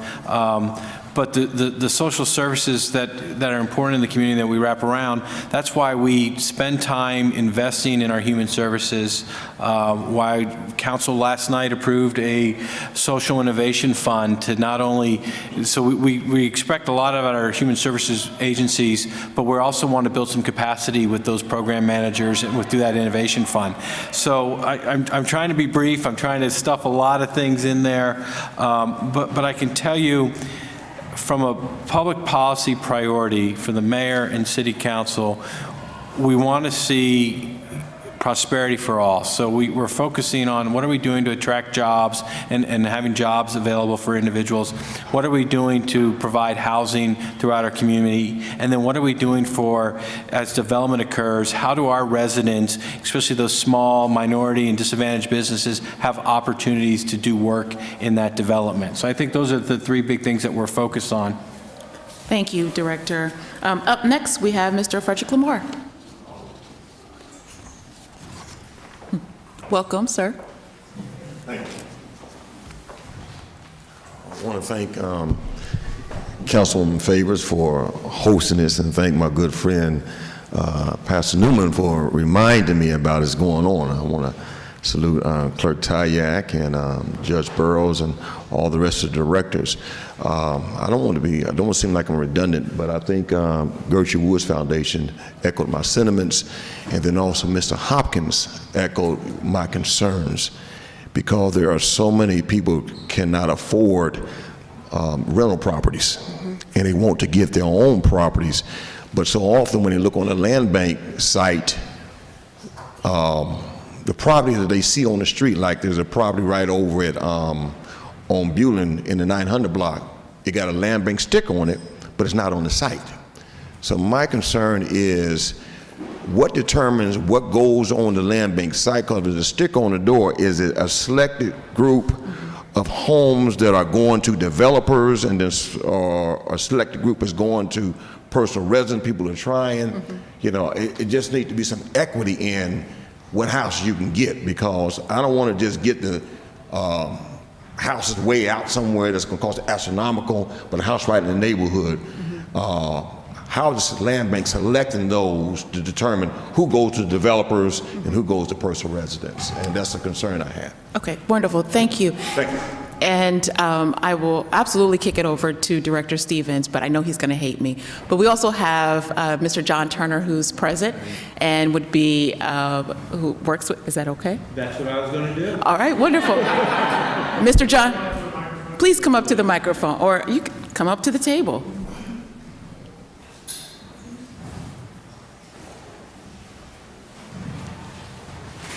Thank you, Mr. Turner.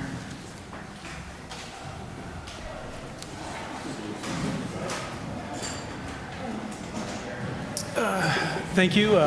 Good evening, Chair Favor. It's nice to see you again. When you're talking about the land bank properties that we have available, there are properties that we do keep off the market. So we work with all of our nonprofit groups, including Gertrude Woods, Healthy Homes, Habitat for Humanity. When we get properties in the areas that those nonprofit organizations operate in or have defined projects, we will save those properties for their projects. A property on Bulin I'm not familiar with, and I can look at that specifically, but that would be the main reason that we would keep a property off the market that we intend to keep. Obviously, we do a lot of demolitions, and demolitions are properties that we will not list for sale oftentimes, but will be off the market until the property is demolished. Can you explain why we're doing the demolition and not putting that out for rehabilitation? Sure. So we work with our city attorney's office, our building department, our code enforcement office, and try to target those properties that have been vacant for a long time, have been in front of the environmental court, and have significant code violations. And this team will nominate those properties, and we'll shepherd those properties through a tax foreclosure. To qualify for a tax foreclosure process, you have to be both vacant, tax delinquent, and depending on the foreclosure process, you also have to be deemed blighted by the city. We have to submit affidavits, and there's a court case for that.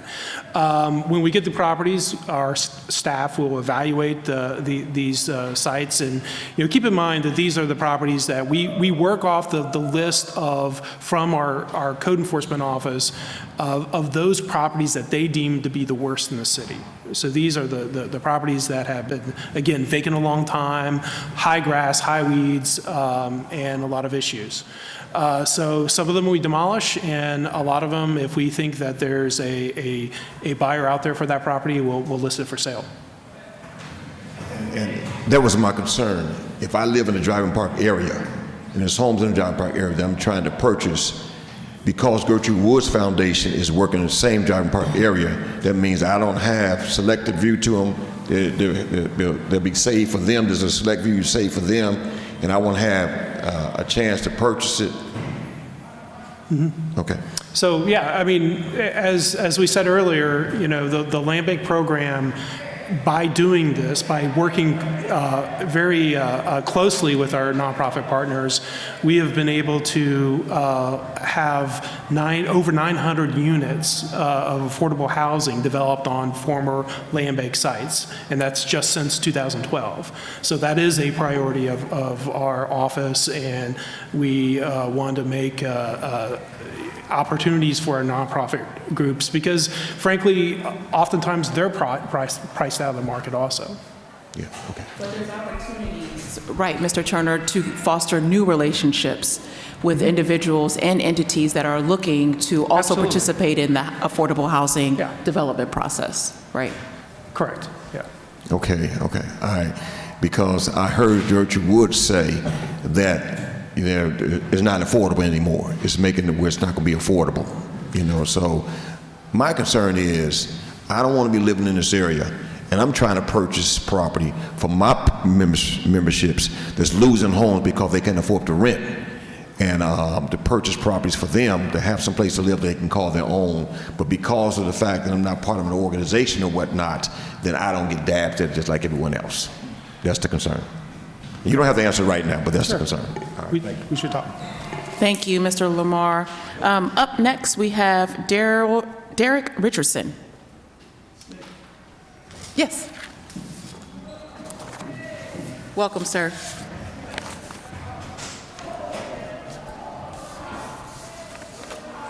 OH. I Okay. I've been living in this area for approximately 30 years. Well, the whole area probably about 35 years. And I love it. I love Columbus. I love the people. But we have a bakery that's been sitting right here empty, and it's shown up as an eyesore. Livingston and Rose. Are they going to ever tear this thing down? Right here at Livingston and Rose on the north side of the street. You know what I'm talking about, Pastor Lamar. Right there across the street. Yeah. It's been sitting there, it's vacant, and it's an eyesore. I see a whole lot of things in and out of there, drug activity and stuff like that. Just ride past there, and it's just nasty. Can y'all look in to see that if y'all can do something about that or turn up the heat on the people that owns it and, see what they want to do with it? Something else can go over there instead of just looking at that every day. Right. Okay. So just real quickly, I want to make sure we get the address. We have individuals with our code enforcement team that are present as well, and they can check to see if there's current orders on that property. Okay, go right ahead. If there are current orders, is it in court? And if it's in court, what the process is? After this meeting, I can take you straight over there and show it to you. Okay. Better than that. Okay. Number two, right here at Livingston and Nelson, how about putting a traffic light signal right there instead of a sign right there about the times to which you can make a left-hand turn right there? I think that when rush hour comes right there, it just gets so clogged up right there, and it's just so ridiculous.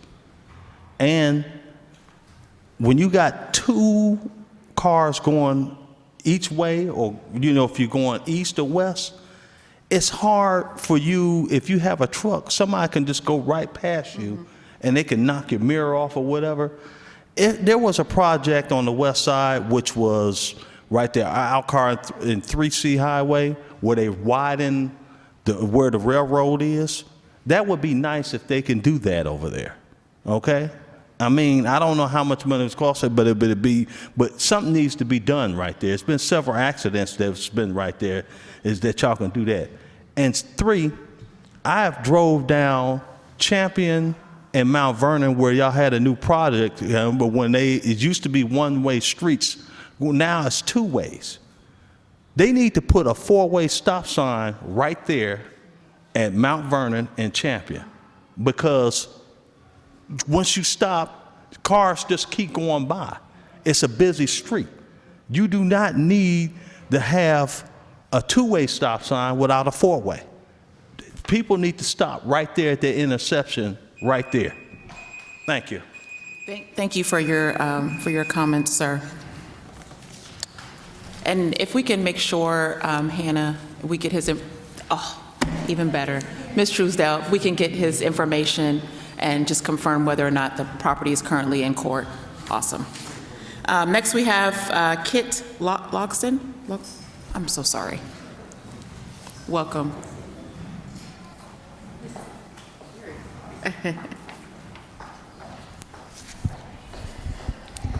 My name is Kit Logston, and I'm on the board of the Columbus Coalition for the Homeless. And while you're looking at all these, and I don't need an answer, I just want to bring this to your attention. While you're looking at all the vacant properties around the city, especially in the inner parts of the city, I would like you to keep an eye out for vacant gas stations or small businesses for a place to put public bathrooms, public showers, and public laundries. Place where homeless people can, or underhoused people can go in and do their necessary daily things so that they can look like human beings and maybe get jobs. Thank you. Thank you, and thank you for the work and your advocacy around our individuals who are currently experiencing homelessness. Up next, we have Ms. Rita Cabral.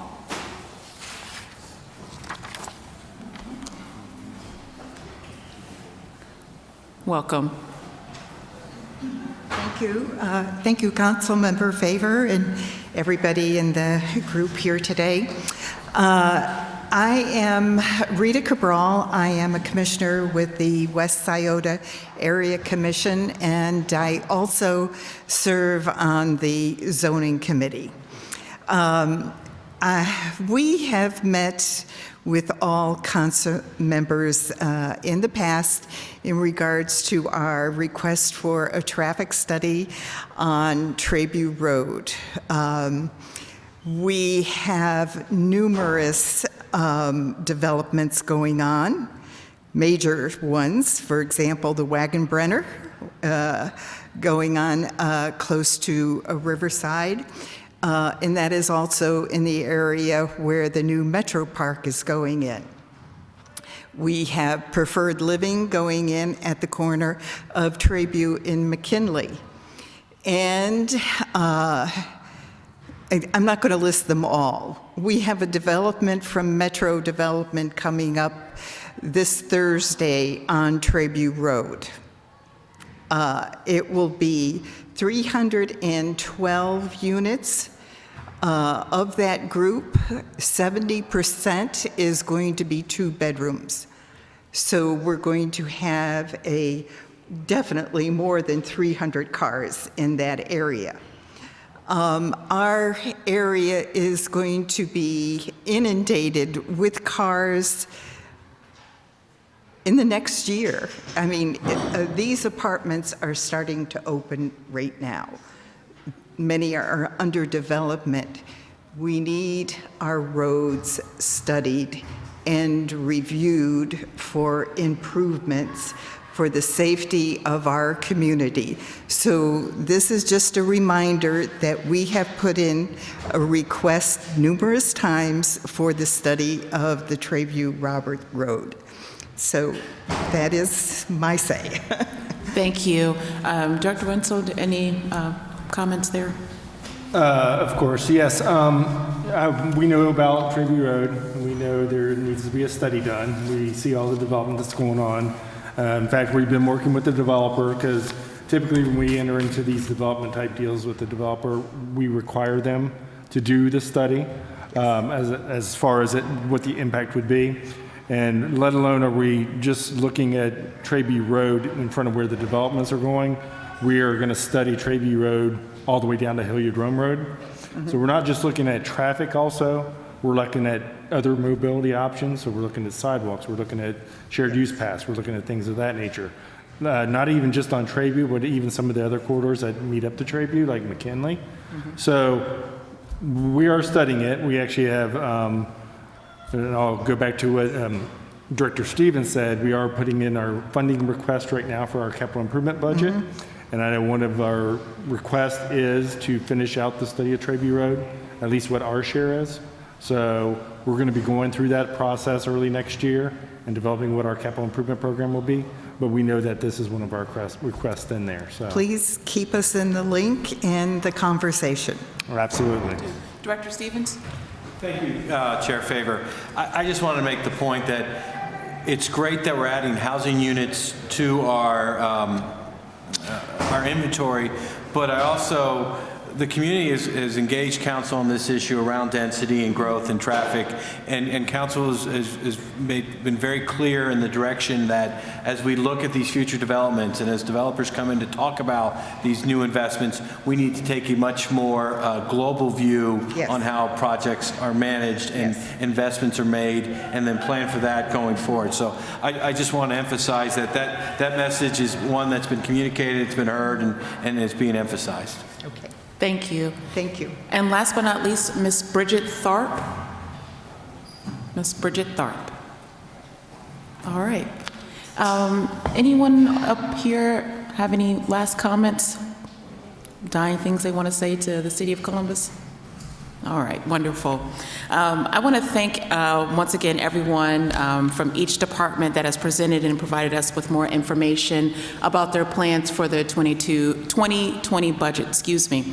I'd also like to thank Matt Erickson with our Legislative Research Office and their entire team for the work that they did to pull this event off. Thank you to CTV and for all the great work that you do to record and help ensure that these hearings run very smoothly. I also want to thank my team, Ms. Tynesha Harden, as well as Charles Newman, for all of their hard work. I had a vision for this hearing. I wanted to make sure that this conversation was held outside of council chambers in the community, because I believe it is an important conversation that deserves attention and an opportunity to learn and participate. I could not have pulled this event off without them, and for that I want to extend my deepest gratitude to the best team in the world. Thank you to all of the Driving Park residents and just residents in general that decided to spend their evening here with me. This will conclude tonight's hearing. Thank you.